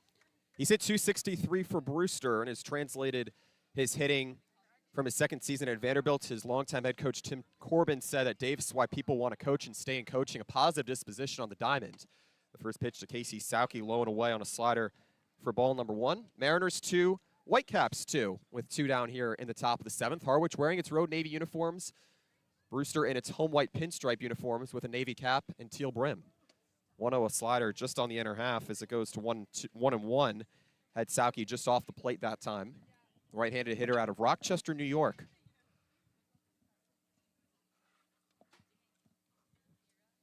A 1-1 offering. Slider cut on and missed. It'll be 1-2 here with nobody on and 2 down here for Harwich in the top of the 7th. The Mariners trailed by 1 early after the 2nd inning, and they were able to get 2 back in the 3rd on a pair of sacrifice flies from Seaver King and Ethan Anderson at the top of the order. Mariners need base runners. They've yet to get a hit since the 3rd. The 2-strike pitch. Fastball just misses the lower half of the box. It goes to 2-2. Just a disciplined take that time from the veteran of Virginia. Yeah, and that one borderline strike 3 call. Too close to take in my opinion, but Sauke better eyes than me and able to stay alive.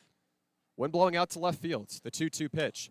Slider roped foul towards the right side, going above the Mariners dugout, and it takes a bounce away from the field here, and it'll stay at 2-2. Sauke has fought to stay back in counts here tonight, despite starting 0 for 2 with a pop out and a fly out. Mariners found a spark in the 3rd. 2 sacrifice flies. They look to get back ahead here. The 2-2. Slider called looking on the outer half. Sauke strikes out for the first time here tonight. And it's the 2nd strikeout here for the right-hander in Josh Sanders out of Texas Tech as he sends the Mariners down in order. Nothing across here for Harwich. Still looking for that 3rd run of the game, tied with Brewster at 2 going into the bottom half. The 7th is time to stretch here in Brewster, Massachusetts. We're coming on back here from Stony Brook Field on the Harwich Mariners YouTube network.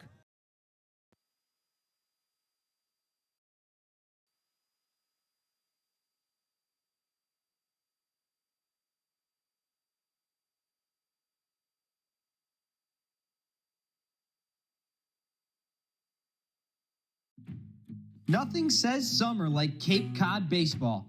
Rooted in rich tradition and top collegiate talent, the Cape Cod Baseball League has been delighting fans and families for 100 years. Mark your calendars. The 2023 Cape Cod Baseball League All-Star Game takes place on July 22nd at 6 p.m. at White House Field in Harwich. Plan ahead and arrive at White House Field early to experience family-friendly festivities throughout the day.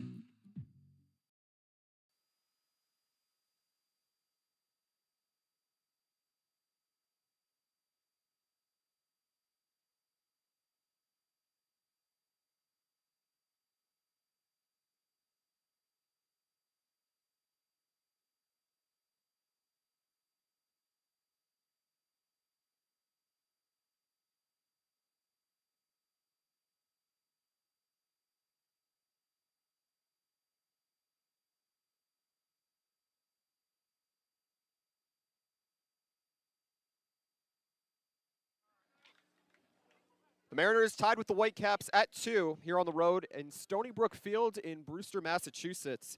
Chris Latito, the right-handed reliever out of Jacksonville, the ASUN Conference, back on the mound here. The right-hander set to face the southpaw Michael Robertson out of Florida. Here's the first pitch. Fastball zipping high and outside for ball number 1 here. Robertson, a victim of 2 strikeouts here today. Joe Savino went 5 full innings, just 1 earned run on 4 hits. He earned a walk, or gave up a walk in 4 strikeouts dealt. 1-0 is a cut and a miss here from Latito to Robertson at .231 with 31 walks at Florida this season, went all the way to the College World Series. Mariners looking to even the season series here tonight. Latito working quickly. The 1-1 lays to the left side foul, as it'll be 1 ball and 2 strikes here to Robertson. Bottom third of the order has been quiet here for Brewster, a team that has the 4th lowest batting average at .243 in the league this season. Mariners not too far ahead either. A 2-strike pitch. Slider misses the outer half as it goes to 2-2. Mariners trailed by 1 going into the 3rd inning. They got a pair of sacrifice flies in that frame. Brewster tying it up at 2 in the bottom of the 6th. Meanwhile, for Chris Latito, looking for a win here tonight, has yet to get a win here on the season. The 2-2. Fastball just misses the upper half as it goes to 3-2. Wind blowing out to left field here. Sun peeking through the clouds on what's been a breezy afternoon here from Brewster. The payoff pitch from Latito. Spiked foul back behind home plate, and we'll do it again.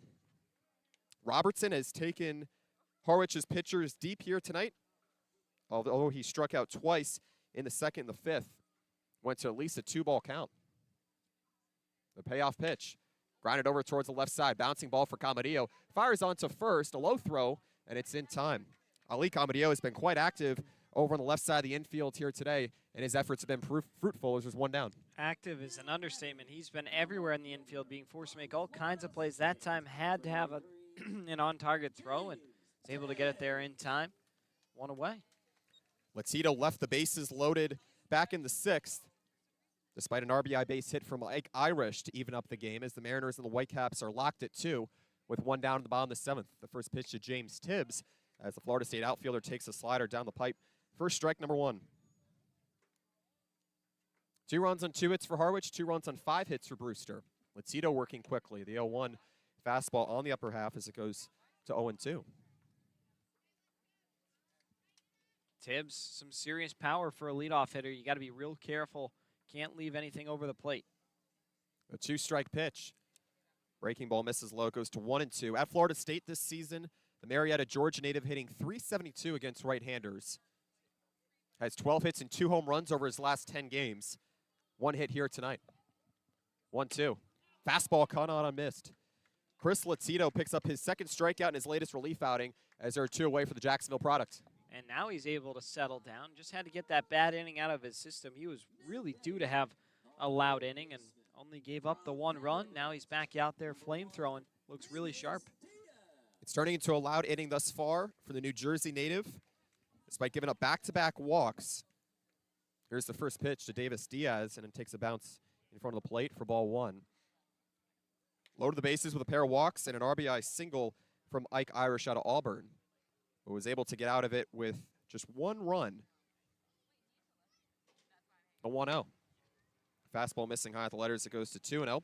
Mariners and Whitecaps tied at 2. 7 combined hits for Brewster and Harwich, 2 Cape Cod East Division foes. The 2-0. Fastball missing high. It's 3-0. It's been a tight strike zone. I mean, yeah, that one looked like it was right in there. Aren't saying that it was a little up, probably just because he doesn't have much of another choice. Can't really aggravate the umpire in that spot. 3-ball pitch, a fastball down the middle as it goes to 3-1. Diaz still looking for that first hit here today. Or to walk back in the first. 3-1. Down the middle it goes to 3-2. Latito showing some resilience here.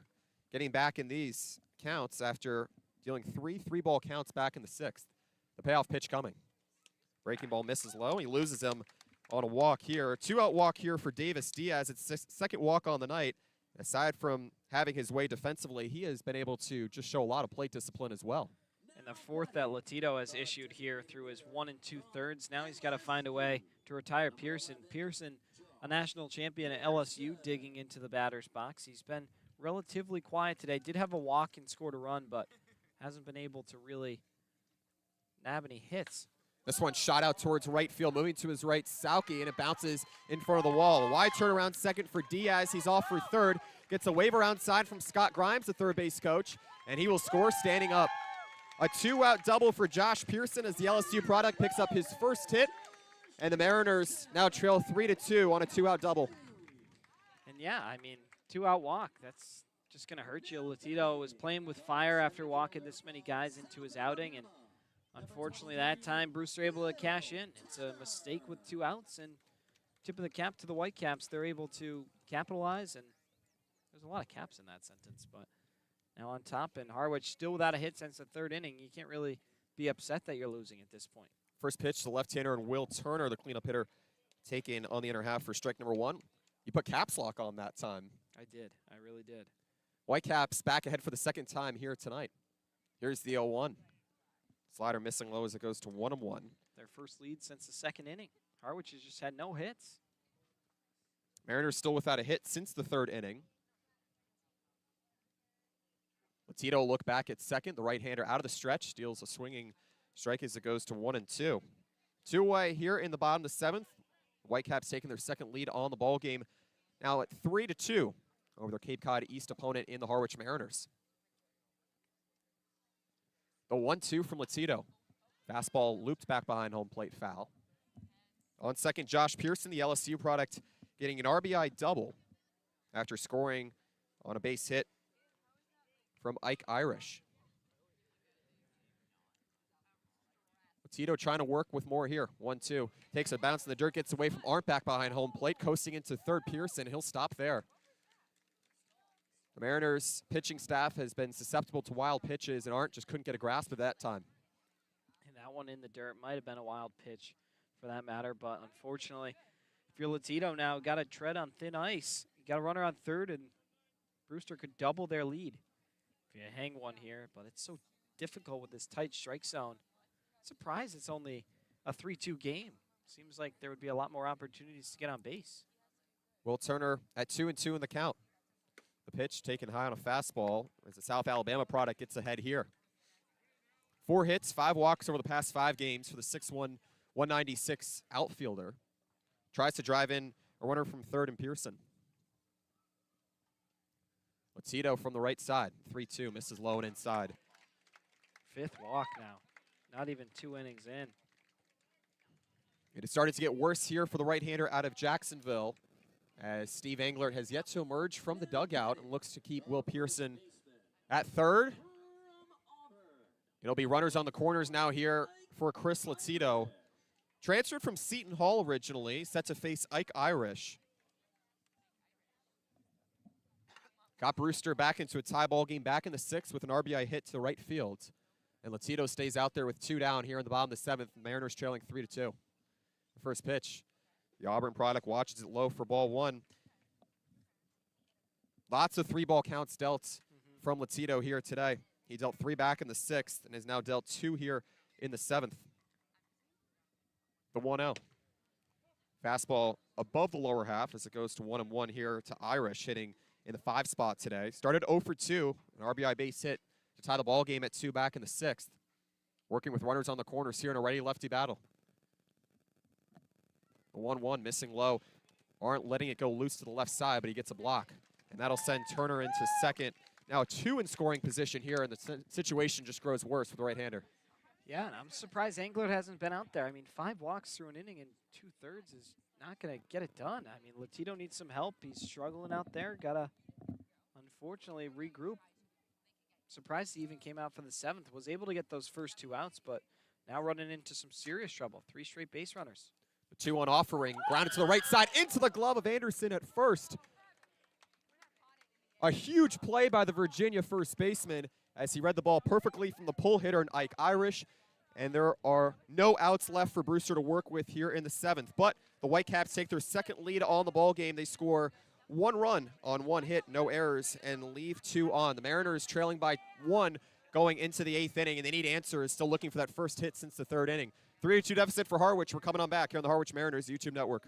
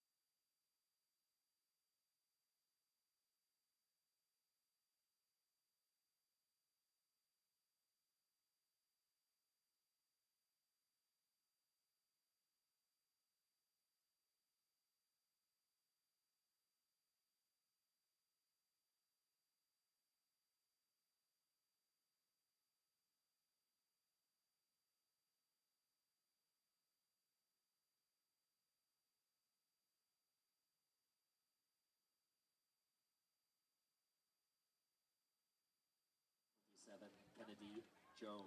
3-2, the Harwich Mariners trail against the Brewster Whitecaps in a Cape Cod East Division battle here from Stony Brook Field in Brewster, Massachusetts. Kennedy Jones, the 8-hole hitter, due up here against the right-handed reliever, and Josh Sanders out of Texas Tech. The first pitch, the right-hander, slider down the pipe for strike number 1 here to Jones. Well, Devin, Chris Latito only escaped with 1 earned run in the 7th, as he did in the 6th, but the Mariners looking for that first hit since the 3rd. Need to turn the volume up here as the 0-1, a slider missing outside. It goes to 1-1 here to the South Carolina outfielder. Yeah, and Latito, unfortunately, I'm not sure it was that he was pitching bad. It was just a tight zone, and a guy who really likes to paint the edges. Had a tough time out there today, and I don't think this one on him by any means. Here's a slider that goes just below the belt for strike number 2 here to Jones. You desperately need an extra base hit if you're Harwich. Haven't had anything since the 3rd inning. 2 runs on 2 hits for the Mariners, 3 runs on 6 hits for the Whitecaps. A 2-strike pitch, bounced up into the middle infield, over to his right. White throws away from his body over to first, and it's not in time. Kennedy Jones using his speed to his advantage as he reaches for the 2nd time here on an infield single to start the 8th. And that's just what the doctor ordered if you're Harwich, to get a base runner on. Jones doesn't have a ton of speed, and yeah, wow, on cue, they're going to pinch run for him. Daniel Rivera will go down to first to run for Jones, and a guy who has 6 stolen bases this season, plenty of opportunities to take off, and we'll see how aggressive Harwich decides to be. Daniel Rivera, the Southern New Hampshire transfer, running for Jones here as the Mariners finally get their first hit since the 3rd inning. Took a 2-1 lead moving into the middle innings before Brewster tied it in the 6th and took a 3-2 lead after the 7th. The first pitch to Ali Camarillo misses outside, a throw down to second, too high as it almost went to center field. A good backup by Jonas Sebring, the shortstop, making his debut tonight. And there's a runner in scoring position, Rivera with another stolen base. And that's huge. Now it's so easy to move him over. We'll decide if Camarillo might drop one down here. Seaver King's so good at driving in runners from 3rd base, whether it be a sac fly, ground ball. So see if Camarillo decides to lay one down, and still no strikes on him. Here's the 1-0 on the way. Slider just missing high at the letters, 2-0. And it's been a quiet start here for Seaver King. Very uncharacteristic from the second baseman, formerly of Wingate University. 0 for 3 here tonight, but had a sacrifice fly to get the Mariners on the board in the 3rd. Runner on second, Daniel Rivera. Nobody away. Josh Sanders, the right-hander, with the 2-0. Slider rope to the right side, foul through the air. It goes to 2-1. And yeah, with the amount of hits Harwich said, I'm surprised they're not electing to bunt, especially with King on deck. Camarillo does have a hit today. He's been seeing the ball well, but we'll see if he's able to advance the runner in Rivera. Mariners looking for an 8th inning rally to try and tie, if not take the lead after they had 10 straight retired. Moving from Fisher Jamison, the starter, to Josh Sanders, the only reliever here for Brewster. Sanders out of the stretch, the 2-1, a slider away. So it goes to 3-1. Despite Camarillo's recent struggles, found a double to left field back in the third.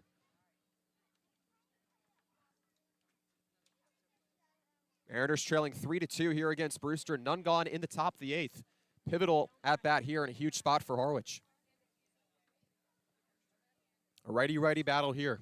Sanders from the first base side, the 3-1, taking on the outer half. 3-2. Tight strike zone continues to raise question here.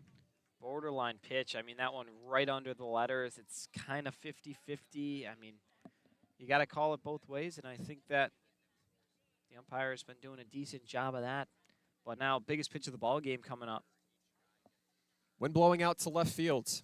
Mariners need another hit here to drive in a run and tie the game. The 3-2.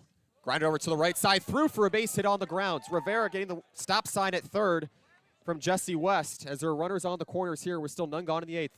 Yeah, and Camarillo, a great piece of hitting there with 2 strikes on him. You got to make sure you get it through, or at least to the right side, so the runner could advance. He does one better. A great single that time, a multi-hit game for him. He's been fantastic, and now you got the top of the order coming up. No one away, and the tying run 90 feet away with the lead run on base. Camarillo had 5 walks without any RBIs over the past 10 games. Certainly having a night to remember here with Seaver King, the leadoff hitter here today, stepping up with the tying run at third and the go-ahead run at first in Camarillo.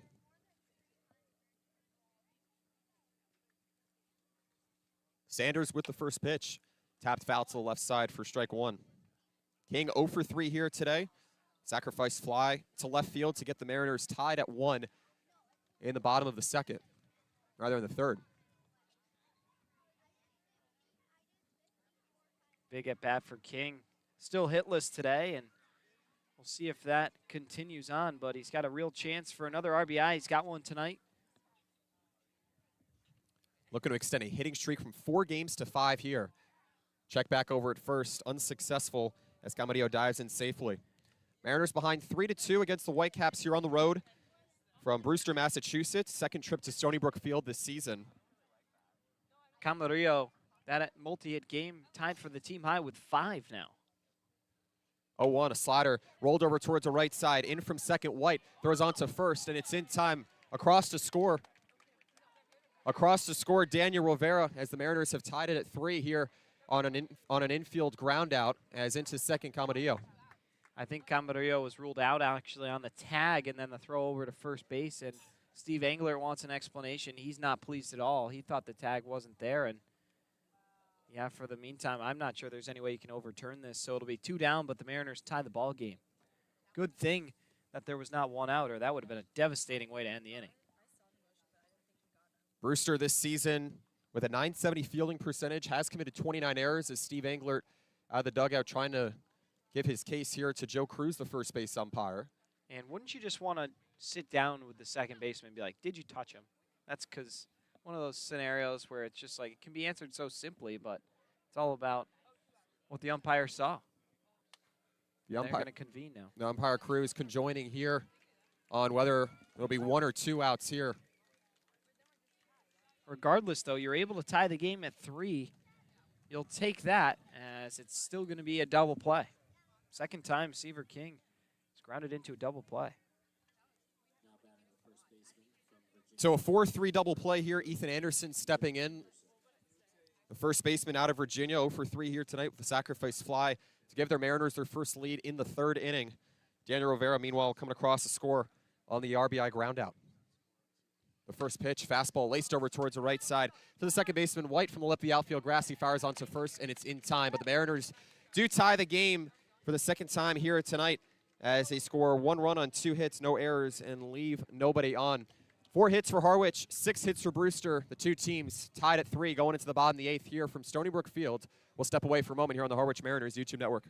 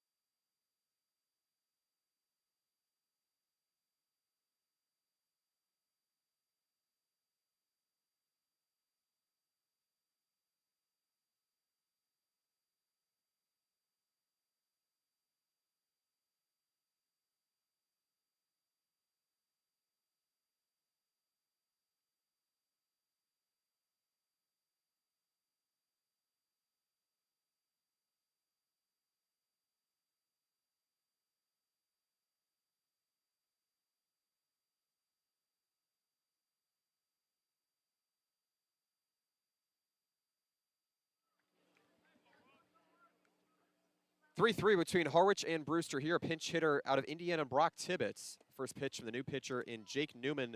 Misses low for ball number 1. Newman out of Central Connecticut State. 6'1", 200 on the mound here. The southpaw behind the count. 1-0 is foul back. And it goes to 1-1 here. Tibbetts pitching here for Mason White. Or hitting, I should say, for Mason White. White's day closes out with 2 hits and a fly out to center field. Surprised they lifted him.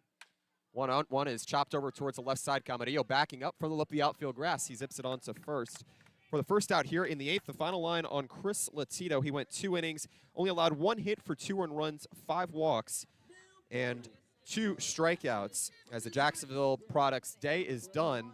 And a good start here for Jake Newman and the rising sophomore at Central Connecticut State after going with a 6-3 record in the NEC Conference this season. 5.4 ERA, trying to retire the side in order as he deals a ball high to Dylan Leach for ball number 1.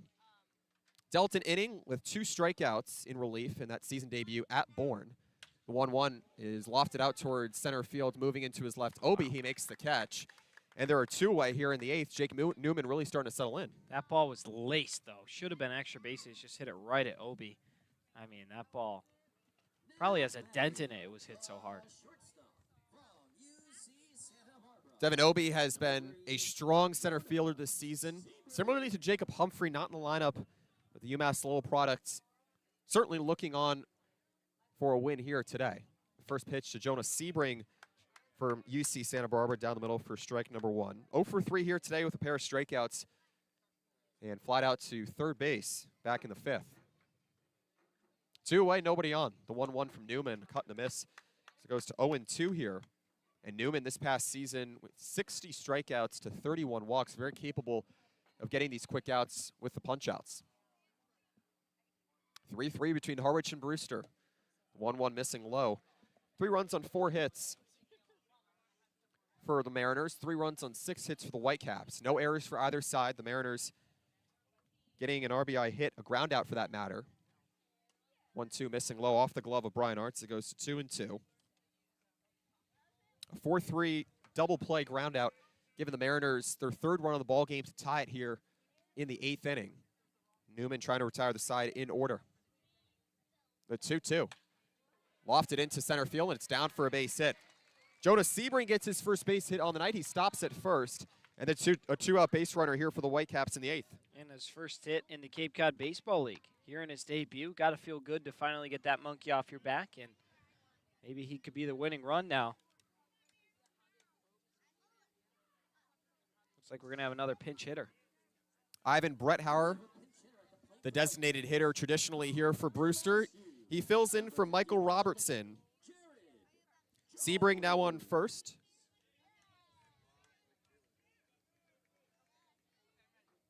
I believe it's actually a new arrival. So the Mariners and the Whitecaps tied at 3. Newman not getting the 1-2-3 inning that he desired. A 2-out single to center field. The first pitch clipping Jones on the cleat, as there are now runners on first and second here. Jared Jones in the 9-hole pinch hitting as he reaches with one pitch.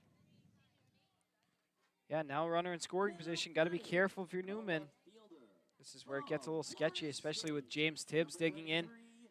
He's had a hit already today, and now his 5th at-bat. He's been seeing it well. Unfortunately for him, now a lefty-on-lefty matchup. We'll see how Newman approaches him, but got to be walking on eggshells now. And I believe we might get a pinch runner, it's almost seeming like. Sebring on second after the 2-out hit to center field, and they're going to throw a pinch runner at first here for the Brewster Whitecaps.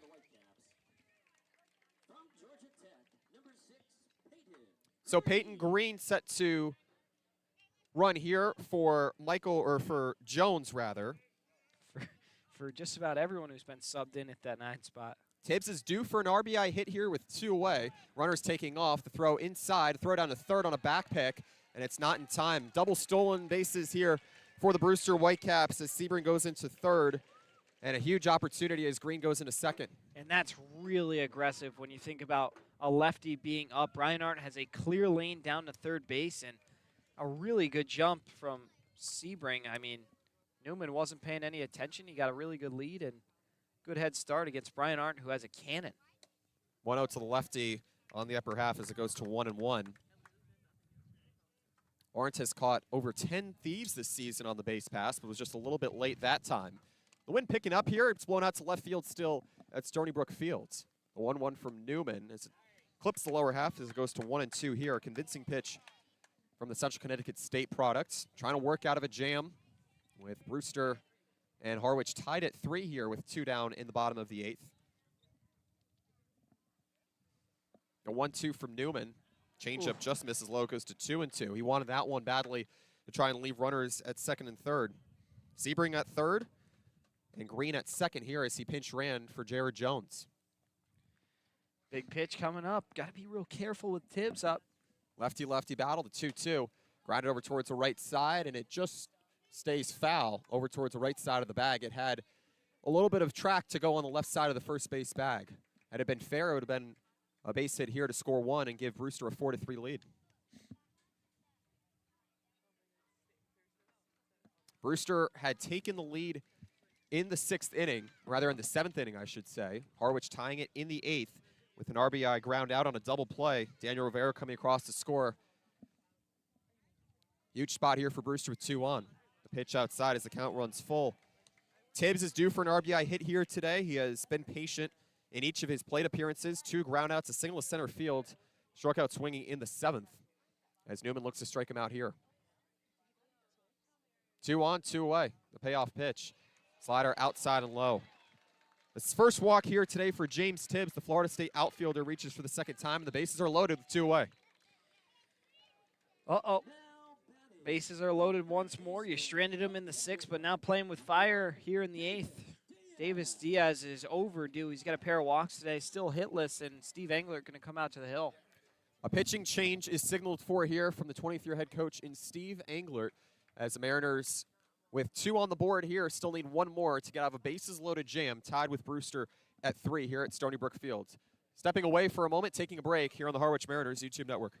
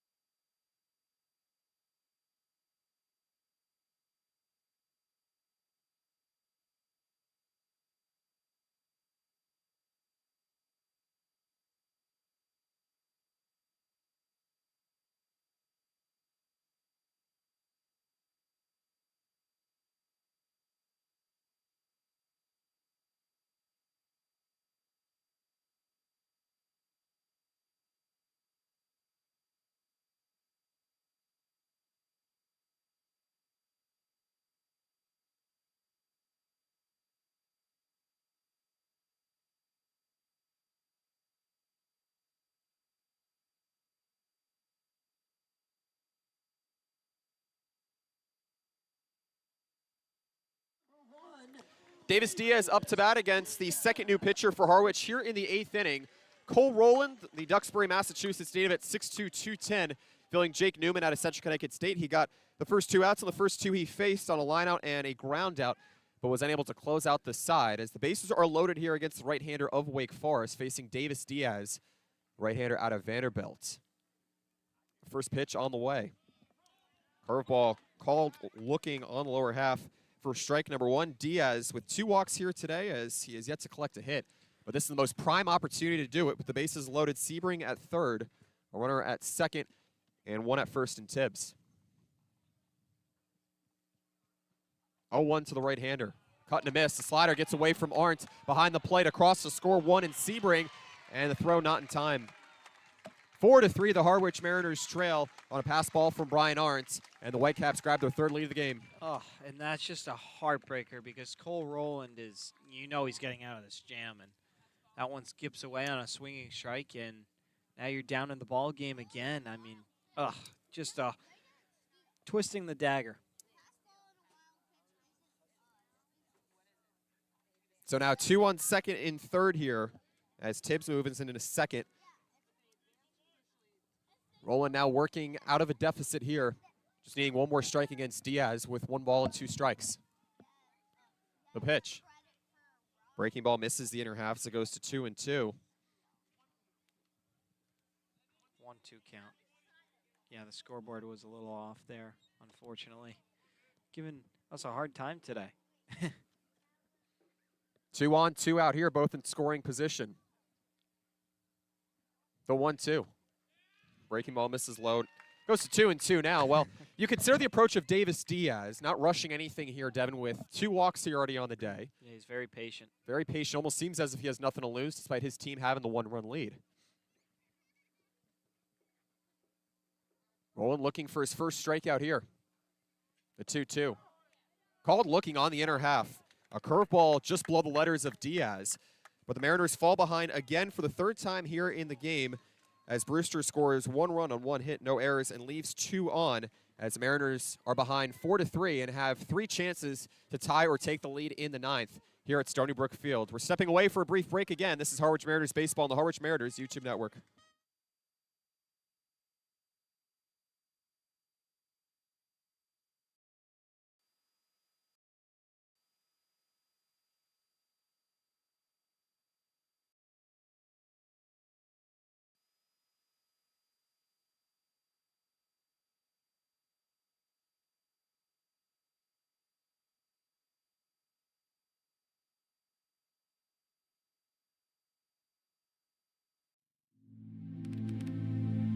Live from White House Field in Harwich, Massachusetts, the Harwich Mariners look to keep it rolling in the Well, it took a while to get here, but the power's back on, the burgers are on the grill, and the fans have filed in. We're ready to play baseball here on this lovely Tuesday evening. Pitch to Goodwin, and that is going back. That's a hard hit ball. Back it goes toward the fence. Gone! The Harwich Mariners walk it on.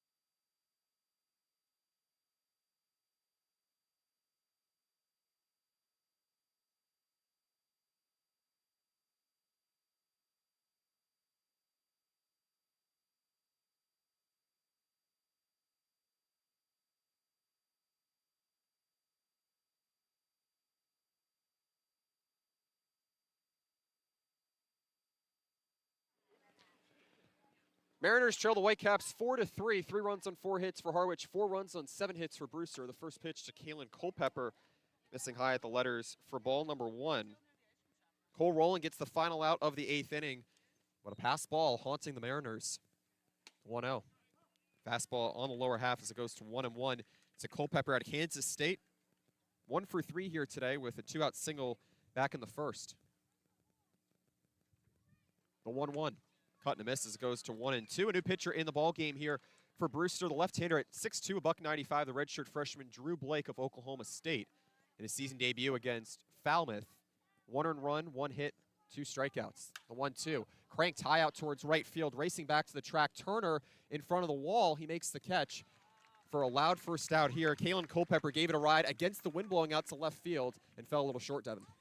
Yeah, I just got a little under that one and didn't get full power. As you said, the wind doesn't help. And yeah, it's been a lot of loud outs today for the Mariners. A lot of warning track bids. And with just 4 hits, you got to find a way to get runs. And big fly, I guess, one of your best bets. So why not try it?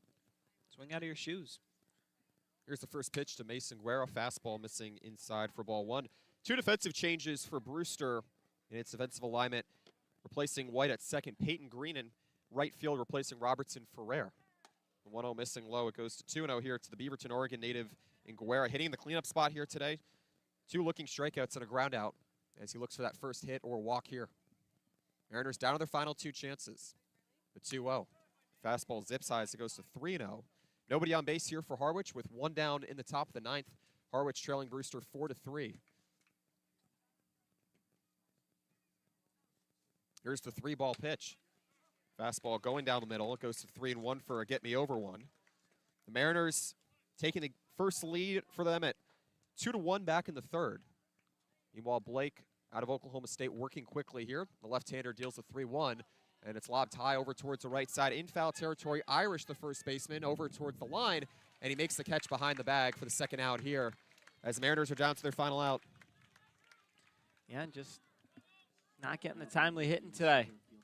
I tell you, though, if Brian Arndt comes up next, he's on deck. If he comes up next, you better be ready. He's coming out with a chip on his shoulder, really not pleased with what happened. And if he gets on base, could be quite the story. First pitch missing inside at the knees for ball 1 to Obi, the Duke outfielder. 0 for 3 here today with the Mariners behind 4-3, down to the last out here in the 9th inning. Left-hander Blake deals the 1-0. It goes high and inside as it goes to 2-0. Mariners have now been retired 4 in a row here as Blake pitches for the first inning here in the 9th, looking for the save. The 2-0. Outside goes to 3-0. Here you go. Opportunity. And Obi's got speed, too. If he can get on base, could be put in motion. Had a 2-run home run last time the Mariners were here. The 3-0. Lofted back behind home plate foul. He had the green light. I'm not sure why. I really am not sure why. 3-1 here to Obi. Mariners took a 2-1 lead into the 6th inning before Brewster got a run in the 6th and one in the 7th off of the reliever in Chris Latito. He was the first reliever. Jake Newman out of Central Connecticut State only getting 2/3 of an inning in the 8th inning. The 3-1. Fastball high. It's a 5-pitch walk as Obi reaches for the first time here today.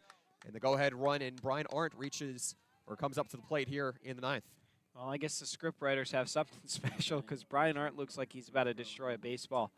Not thrilled about the pass ball in the 8th that led up the lead. And who knows, maybe he'll do something special here in the 9th. Cole Rowlands, the reliever out of Wake Forest, getting the final out of the 8th inning with a looking strikeout after a pass ball scored Jonas Sebring, the shortstop. And the Brewster Whitecaps 1 out away here. First pitch missing low and inside for ball 1. Arndt 0 for 2 today with a walk back in the 4th as the battery mate here to Drew Blake having a word here on the mound, just discussing approach, mechanics as well. Considering the pitch sequences you want to go to, try and keep it away here for Arndt. The Mariners have nothing to lose right now, trailing 4-7. 4 hits for Harwich, 7 hits for Brewster. Just needing one more out to pick up a win over its East Division opponent here on its home field. The 1-0. Outside it goes to 2-0. Hitters count. So hitters count with Obi on first on a 2-out walk. Casey Sauke on deck here with the Mariners trying to drive the tying run into scoring position. 2-0 is laced into center field for a base hit. Obi will stop at second as her runner is on first and second. This one not over yet with 2 down. Yeah, Brian Arndt cashing in. There you go. Extending the rally, and now Casey Sauke, a guy who's really due today, 0 for 3, and he can barrel a ball up and put it in the gap. Honestly, not sure I'd rather have too many other people standing in the box if you're Harwich. We'll see what he can do. A great contact hitter. You know he's going to put the ball in play. The only question is, will it be to a fielder? He has 5 RBIs on the season. Had a double last night, a 3-run home win against Wareham for the Mariners to get back in the win column as he looked to make it 2 straight here with a tying run at second. First pitch, fastball inside as it moves Sauke off the plate for ball 1. Obi on second, Arndt on first on a 2-out walk and a 2-out single to center field here as the Mariners trail 4-3 against the Whitecaps. 1-0, a cut and a miss. It goes to 1-1. That time a fastball from Blake. Big hack from Sauke. It's a big hack. He's due for a hit here today, Devin. 0 for 3. Struck out looking back in the 7th. Lefty-righty battle here. 1-1, a cut and a miss. Almost got away from the catcher and Leach as he lifted the mask and kept the runners at bay at first and second. What a stop that time from the Missouri catcher. Yeah, unfortunately, Sauke swung at it. That was ball 2. Just really aggressive in his approach there, and now he's got to shorten up, find a way to get a bat on this because Mariners down to their last strike in a 1-run game. 2 on, 2 away. Mariners behind 4-3. Sauke the last chance. Runners take off. The 1-2. Lob back behind home plate, foul. Count stays at 1-2. I don't know why you're sending the runners in motion. I really don't get it at this point in the ball game. If you get gunned out and at third base, I mean, that's the ball game. Give your hitter a chance. Pushing him 90 feet closer might not make that big of a difference with 2 outs. The 1-2 from Blake. Grounded over towards the right side. Charging in green at second. He tossed it to first. And it's in time. A bang-bang play to close out the top of the 9th inning as the Mariners' last hope and Casey Sauke unable to push it past the infield. Harwich falls 4-3 and down to 14-16 on the season and 3 games out of first place in the Cape Cod East Division standings. We'll step away for a moment and break it all down here on the Harwich Mariners postgame show. 4-3 Harwich falls on the road at Stony Brook Field. Mariners YouTube network.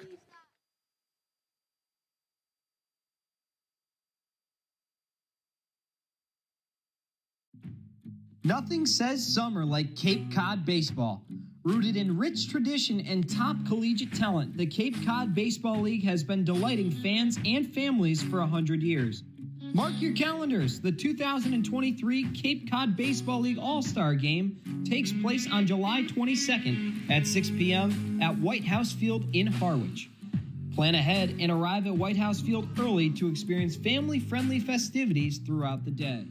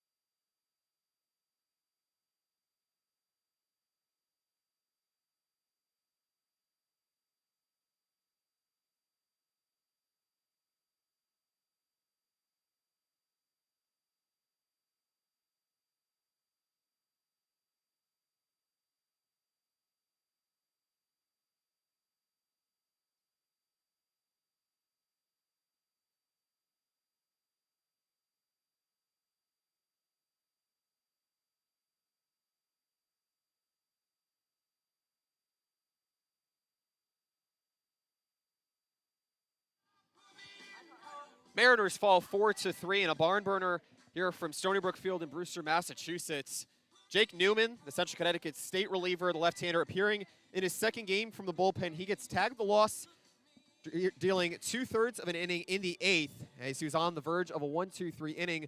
Meanwhile, Josh Sanders picks up the win as the Mariners fall in heartbreaking fashion here. The Mariners had runners on first and second in the top of the ninth. And Devin, you certainly thought that the Mariners had an opportunity to at least draw on the tying run as they had trailed twice already in the game and came back to tie it twice. But the Brewster Whitecaps were able to hold on behind their left-handed closer. Yeah, I mean, it's just one of those games that you're going to look back on and lose sleep over. I mean, it's just like you were right there the whole game. The offense just did not click the second or the last two-thirds of the ball game. They were really non-existent. You were able to squeak a run by in the eighth, and it looked like there would be hope. And then a blunder in the home half of the eighth, and just like that, back in front. And then, yeah, 5 hits to win a ball game is not going to do it most of the time. 9 times out of 10, it's not going to do it. And unfortunately, Harwich is going to have to just swallow the pill and move on. Harwich had 2 sacrifice flies to take its first lead of the ball game. In the third inning, they got a sacrifice fly to Seaver King, 1 out of Ethan Anderson. And nonetheless, the Mariners were only able to get 1 run for the rest of the game. It was an RBI ground out, a double play, 4-3 to score Daniel Rivera, the Southern New Hampshire product, who pinch ran for Kennedy Jones after Jones hit an infield single. It was the Mariners' first hit since the third inning, and to consider how the struggles have continued for Harwich, certainly something not to look too far on as they need to turn the page moving into a home matchup against the Hyannis Harbor Hawks tomorrow back home at White House Field. Yeah, no, you got to just turn the page and move on. This one might be tough, but it's summer ball, and yeah, you're going to have to go up against a good Harbor Hawks team. They are trending in the right direction, now in second in the West Division. They currently have 5 more points than you, so they're going to be a good test, and Harwich is going to have to come play their best game, put it all together in a similar way to what they did against Wareham. So Harwich has only won 1 of its prior 5 games now and is now 14-16, 4-10 on the road, despite winning its 10th home game last night against the Orleans Firebirds. And the Mariners certainly have work to do, and certainly just getting out of innings quicker. Jake Newman giving you the first 2 outs of the 8th, but ran into trouble after a 2-out single from Jonas Sebring. The Mariners had the bases loaded against them as Sebring came across the score on a pass ball. Little particular points of a game that can seemingly change the course of an outing for the Mariners. You consider how many wins they would have had they been able to get out of late innings sooner. The Mariners looking to Cole Rollins. He would have certainly had the opportunity to be in line for the win had he come back out to pitch the 9th inning, with the Mariners bringing the game-winning run and the tying run into first and second, but they left those runs where they were at first and second. Obi with a 2-out walk, Brian Arndt with a 2-out single, and the Mariners were unable to convert late in the 9th as they still brought 5 to the plate, but a pair of flyouts and a ground out proving the Mariners to be ineffective late again. So the Mariners falling 4-3 here against the Brewster Whitecaps. Josh Sanders out of Texas Tech.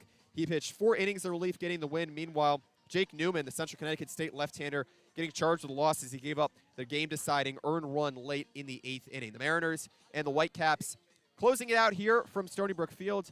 The Brewster Whitecaps will be going to Chatham to face the Chatham Anglers tomorrow. Meanwhile, the Harwich Mariners set to face the Hyannis Harbor Hawks with first pitch at 5:30 p.m. We'll be on the air at 5:25 on the Harwich Mariners YouTube network as that closes out here from Stony Brook Field in a ball game that lasted 2 hours and 18 minutes on an 82-degree afternoon. So for our producer, Sean Sears, and for my broadcast partner, Devin Dobeck, I'm Wyatt Kopelman saying so long as the Mariners fall 4-3 and drop to 14-16 on the season. One final time, your score, Harwich 3, Brewster 4 here on the Harwich Mariners YouTube network. We say so long and remind you to live the dream in the Cape Cod Baseball League, where the